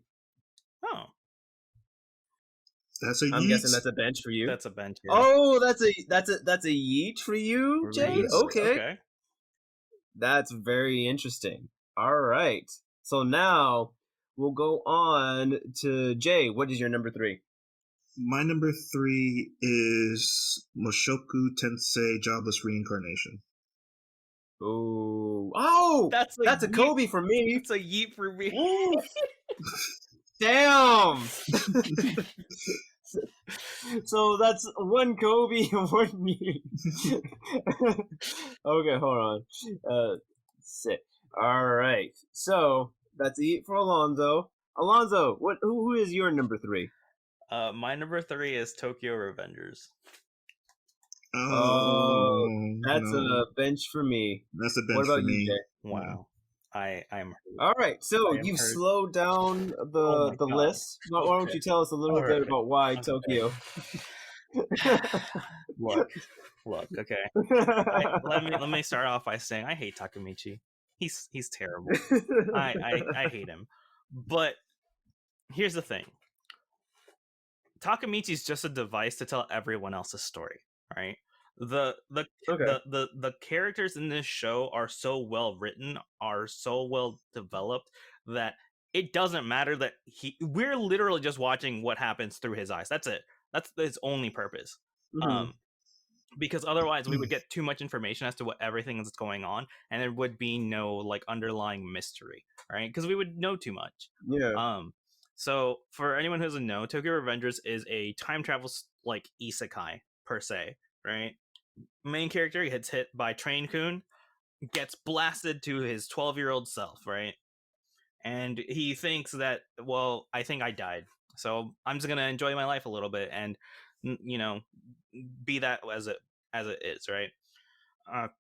It turns out it's not. He somehow got sent back in time. He changed a thing that happened, and he now wants to continue changing it because things continue to happen in the present that were all related back to when he was in middle school, being a hardcore delinquent. And by the way, I said that he was not a hardcore delinquent; he was a loser who tried to pretended he was a delinquent. And for all his faults, Takemichi, the main character, he's not the greatest. He's got one thing. He's got stamina. Okay, this man can take a beating really well, and apparently that inspires a lot of movement from other people. Because like him getting beat up, they're like, man, you know what? He can take a punch really really well. He's not giving up, and sometimes all you need. But aside from Takemichi, I think it does a really good job telling a good time travel story. But like you see the effects of him going back in time and the effects it has on the future and any unprecedented things that he didn't think of that would happen. And you go into some psychological trauma that some people experience, things that can break a kid like literally just very young. Just it's phenomenal. And also, if you like delinquent type stories, like Great Teacher Onizuka or oh, what was that? How was that other show? I can't remember the other one, but stuff like that. Beelzebub? No, I was actually thinking it was a K drama that, now that I think about it, was actually inspired by Great Teacher Onizuka. But if you're into those kinds of shows, like I also like Beelzebub, you should definitely watch the show. It has a lot of good delinquent like stuff. It's great. A great time travel story. Fuck Takemichi. It's great. Watch it. It's fantastic. I would say like you said, like Takemichi being the device, it helps us see everybody else's story, but because he is the device, he's always present. And he was not annoying until after episode 5 or something. But that's it was like the second time that because he time travels from time to time. He's so but it's just like in the beginning he's a character that you can jive with, but then he becomes very useless and very annoying. So, but it is a very fun ride, like you said, Alonso. But we need to continue on with our lists. And my number 2, I'll start off with the number 2s here. And my number 2 is Vivi Fluorite Ice Song. So I think we are now at Vivi. Everybody has hit their Vivi list, right? So who was the first one? Okay, Jay, why was Vivi your number 9 in 3 words or less? Yeah, so that's it. 3 words or less? No. So again, this is probably the most beautifully animated anime of the year. So if it doesn't win animation award at the Crunchyroll Awards, I'm going to be highly disappointed. It's up there with Mars Red, as well as Shadow House. But the reason why I kept it on my list is because, man, it's beautiful. It's by Studio Wit. And the only reason it's so far down on my list is because I don't know what the lesson I learned. I don't know what I came away with it learning. I don't know why I watched it. I'm not sure if I want to revisit it, but it's something about time traveling androids. So, yes, but it's way high up on your list. So why it's so high up on your? Well, do we want to go? Alonso has it at number 4. Yes, Alonso, give us a couple comments. So, okay, again, like Jay said, beautifully animated. This was a baby. Wait, is this the one I'm thinking of? I'm trying to remember who drew it, because I think it wasn't just Studio Wit, right? It was, I think, I might be misremembering, but wasn't it also Studio Mappa? Like they made like a baby. No, that's Jabba's reincarnation. Never mind. Okay, Studio Wit did a really good job with this show. Like it is beautifully animated. Every single fight scene is like movie quality, like just art, phenomenal. moving art. Yeah, exactly. And like Yes. the OP for this show is phenomenal. You should watch it every single time because it changes every single time based on the events that have happened. Yeah, based on the story. Yeah. The song itself doesn't change, but the song itself is great. It has a lot of great original music that you can listen to on Spotify. But like I think for me it was the idea that we can be so prejudiced towards something that it causes that to like destroy ourselves in a way. Like for the premise, in the future like AI turns on us and kills us. Humans no longer exist after that point, for the most part. To prevent that, one scientist made a program that functions with this one idle robot that can't actually sing all that well. Sends back the program through time somehow. We're not going to question it because you know what? Otherwise, we don't have a show. And she is then instructed to like change events in history to prevent this AI like apocalypse. And then go, right? Giguk put it best when he said it's Terminator Hatsune Miku. And it is phenomenal. Like the way they craft the stories is great. I think Jay's biggest problem was the ending, because honestly the ending was lackluster, but I think everything else leading up to it was phenomenal.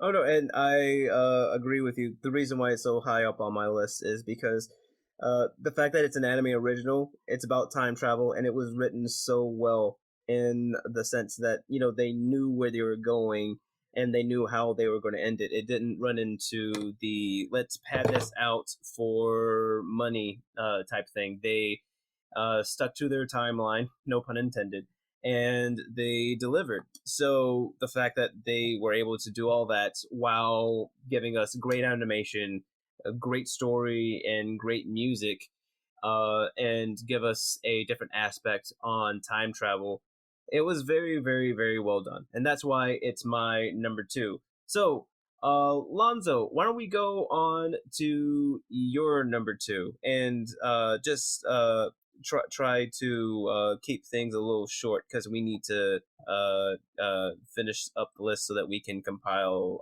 the ending list. Sure thing. My number 2 was Horimiya.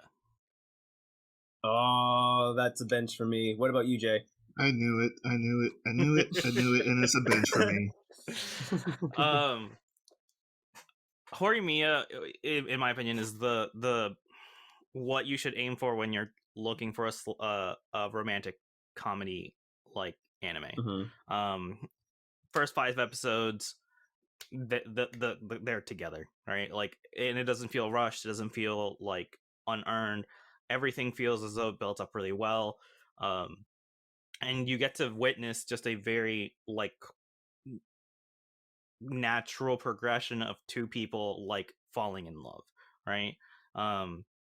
And it took out Toradora for me, right? Like it's my number 2. There's a reason it's not my number 1, but we'll get to that one when we get there. But definitely watch really it. Worried now. Definitely watch it. It's, if you're into like slice of life comedy, it does a really good job of balancing the two without feeling like sluggish and like slow. So yeah. Awesome. Great. That's good to hear. Jay, on to your number 2. All right, let's see if this is what it was list. But my number 2 is To Your Eternity. That's a yeet for me, boy. Wow, that's What about you, Alonzo? That's a bench for me. Oh, okay. Yeah. Well, it We'll be cheated. talking about. Yeah, it cheated to your number 1 spot, Sam. So Wow. yeah, we can come back to it in a little bit. But yeah, all right, let's move it on. All right, so Jay, what's your number 1? I mean, it's a yeet from earlier, so it is Skate the Infinite. Oh, Wow. really? Skate's your number 1? Yeah. So, Okay. That's what's up.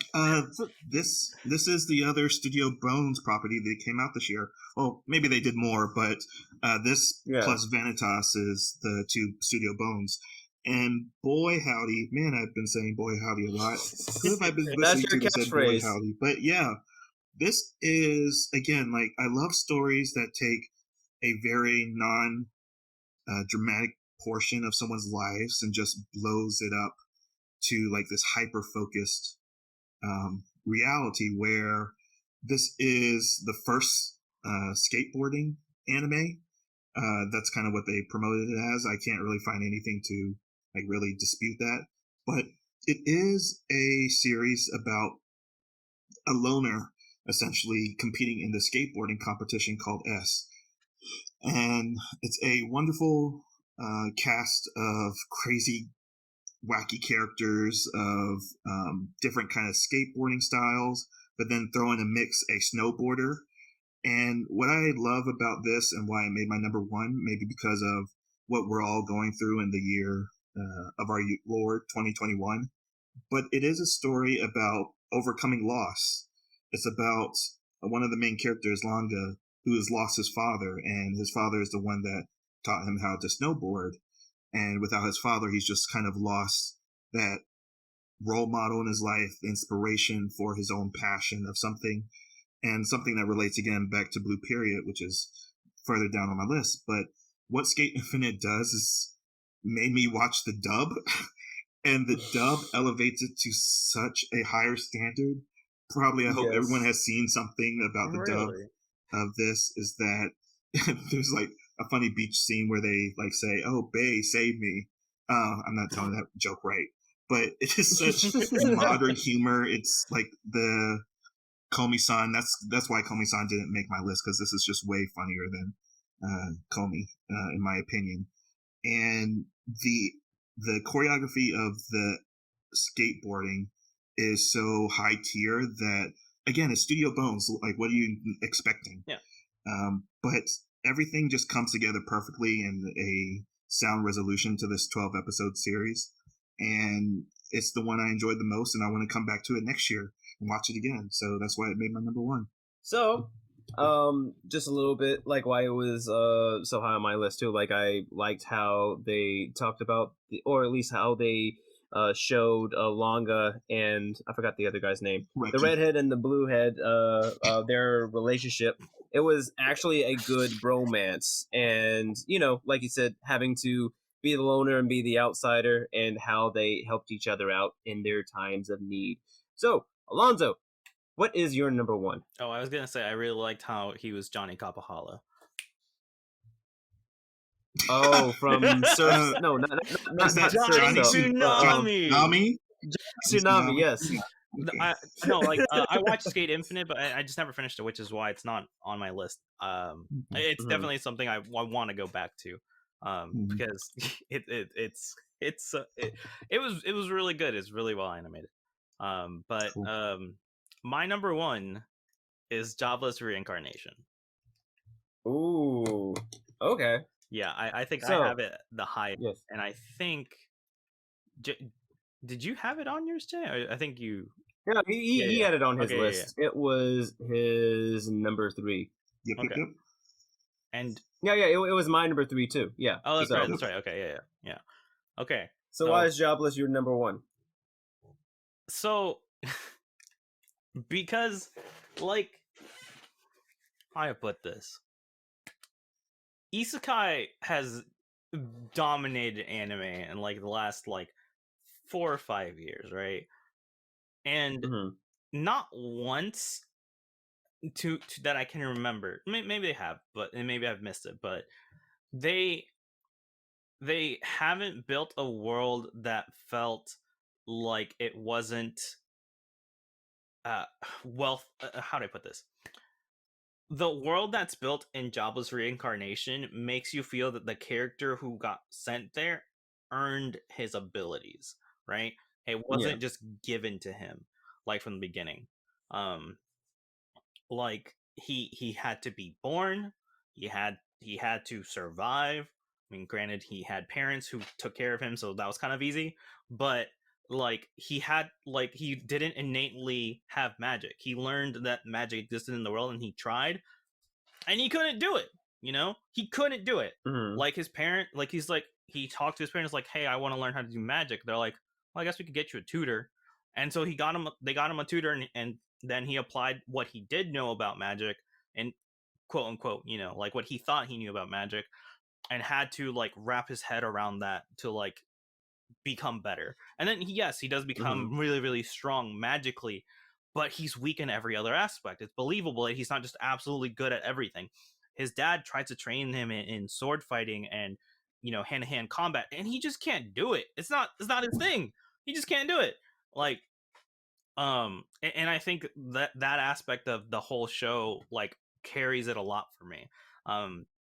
Including it makes it more believable, more realistic. Well, not even believable, just like not you don't end up going, yeah, okay, all the time, because like it's not like with Demon King where it's so over the top that you're like that's funny, right? It's because with a lot of power fantasies, it's like, yeah, okay, whatever. Of course you're gonna win. You're the main character. You're gonna be OP. Blah blah blah blah. In this, it's not. In the similar sense of where Demon King, it's like, oh well, how are you gonna get out of this? Because like, let's figure out the funny way you're gonna beat this. It's how are you gonna beat this? Because you're not overpowered, right? You have your skill set, and that's about it. And not. And that's just from a story character perspective. The characters are really well fleshed out in this show as well. But what I haven't talked about yet is just the art and animations in this show are gorgeous every step of the way. And I know I said that a lot, but like it's something that you don't get to see a lot in anime, right? Anime is it tends to be low budget, like have to use a lot of still frames, very low amounts of like fluidity in anime. Like a lot of it gets put into very specific fight scenes, but it feels as though in this show it's everywhere. Like maybe it's not to the same degree, like they'll still focus on the fight scenes and the magic a lot more, but it doesn't feel stilted, right? It feels very smooth, especially in the opening, which isn't actually an opening. It just shows you the world that you're in, right? It gives you a small little song that plays as it shows you the location that we're going to be taking a look at in the episode, so that's why it's my number one for 2021. Oh no, and I appreciate what it does for the genre. As I said, my main gripe with this one, or at least with isekais, this isekai dealt with it. Like in the very beginning, you get a sense of who this character is before he does get isekai'd. So that progression of growth, I get to see that. And as you said, with his accomplishments, he had to work to get to those accomplishments, and because he is an older mind and a younger body, him being able to study and to work on that, he can do that. So for his case, it works that way. And I think I've mentioned before in other podcasts that he takes his traumas with him. And so we get to see him grow not only magically, but as a person as well. And seeing him interact with different people, with how he was before, it definitely is a good change for him. Jay, do you have any? What are your thoughts on Jobless? That it is they created a whole new studio for it, and it's probably scheduled. I think the rumor is that it's scheduled for already season 2 and season 3, so it's a long form story kind of an odyssey because they introduce, even at the end of this season 1, like there's multiple continents and domains and kingdoms to explore, and they skip like years between some episodes sometimes. So Rudius is the main character. So I'm looking forward to his adventures, especially how he is basically the same person throughout the whole season with a lot of his proclivities. Let's call them. Yes. His proclivities. So that was us on Jobless, and now we can go on to my number 1 pick, and my number 1 pick is punt from Jay, or yeet from Jay earlier. It's To Your Affinity. And Jay, would you like to give some thoughts on To Your Infinity first, since you had it on your list first? Yeah, this is I'm always big into the studios now that I'm like going through it, but this is by Studio Brainbase, probably one of my favorite studios since they did not Doro, but oh man, I'm blanking. But Penguin Drum we talked about recently, and Penguin Drum. Yeah, but this is a story of basically God coming to Earth and figuring out what it means to be human. That's the tagline essentially. But man, do they introduce you to characters to kill them. It's so Game of Thrones season 1 for all 24 episodes. It's already been registered for a season 2. So looking forward to that. And Fushi is the main character, and his journey into all the horrors that humans have to go through in their small existence is so heart-wrenching that it's hard to watch at sometimes. You can't binge it. It's not something bingeable, but it is so beautiful, and the story they're telling is just so well written that you can't help but fall in love with characters just to see them die. Oh, no, definitely. In the very first episode, you highly empathize with a character that's essentially a dog at that point. And I would say that means something coming from me, because I'm indifferent to animals to begin with. So the fact that they were able to get me to empathize with an animal, that's saying something in terms of how they're able to convey emotions and allow the viewer to empathize or sympathize with the characters. And as you said, Jay, it's a very emotional trip in which the different characters that Fushi runs into is given different aspects of humanity. And that's essentially why it's my number 1. So now, with all of our top 10s listed there, I'm actually going to be asking Jay's help, because I know usually for these top 10 lists you have a prompted top 10 list made. Usually I've been trying to do that recently, but I haven't been able to make a good list this time. So I was wondering if you had one that we can essentially pick and choose and say, yeah. Yeah, I have like a proposed one right now. So right now, a little sidebar. You can check the chat real quick for our episode. But it is, again, we always try to pull our list together to value commonality over differences, and then making sure that our top 3s are always on the list in the final product. So that ends up pushing probably the bottom 5 completely off our list. But I tried to do the best as I could. So we can go through the list if this is acceptable to all parties, rather than us discussing it and taking up 15 minutes. Yeah, but that works for me. It does seem like Jobless Reincarnation is high up on our list. So,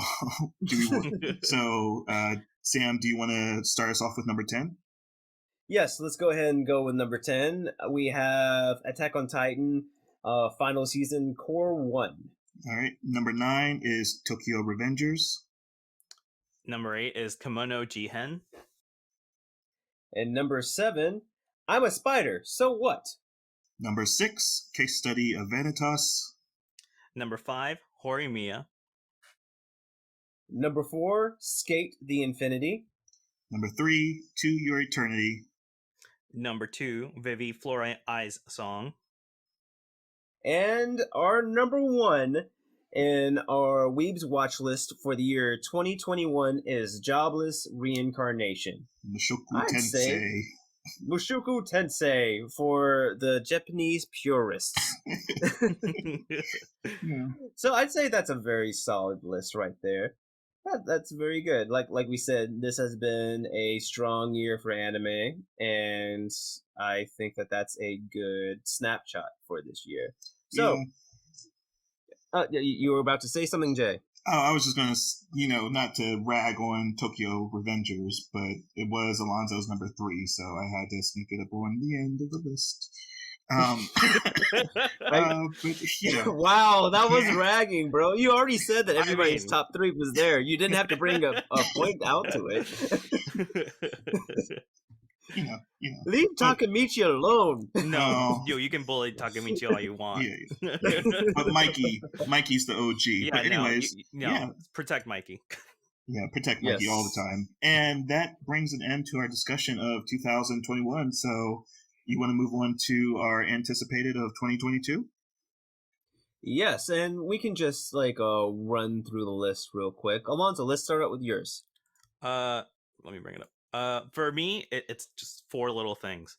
Uzumaki, it's coming out in October. Okay. So I'm really excited for that one. Case Study, Core 2. The Rising of the Shield Hero Season 2. And then Kaguya-sama Season 3. Awesome. Jay, what about you? What's your anticipated? Man, guys, how is Chainsaw Man not your number 1? But this is... Wait! Oh my god, you're right. I forgot about Chainsaw Man. I forgot that was coming out this year.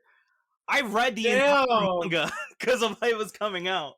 Like you read it already? Yeah, no, I read everything. I forgot it was coming out.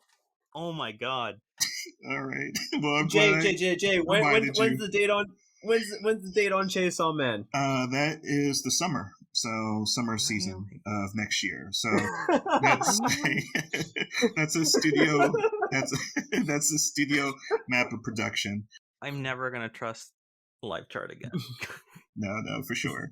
The next one is Blue Lock, which is the next kind of big shonen sports anime, and it's being animated by Studio 8-Bit. So I'm looking forward to that. And next is the next project by Studio Wit, who did Vivi, is Vampire in the Garden, which we had a news story about a vampire and the queen of vampires looking for basically the Garden of Eden. So looking forward to that. Okay. That's interesting. Okay, cool. So with me, my anticipated is Attack on Titan, Season 4, Core 2, the next part of Demon Slayer, of course. And because I hadn't finished this part yet, it's JoJo Part 6. I'm glad that you had mentioned it earlier, Alonso.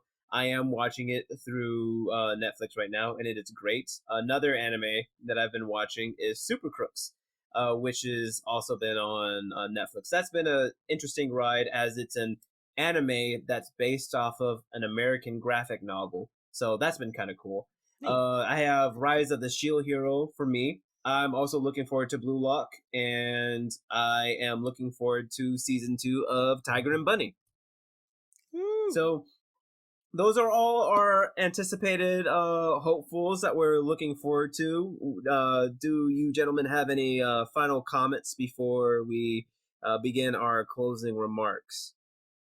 This year was a lot better than last year, I think. Yeah.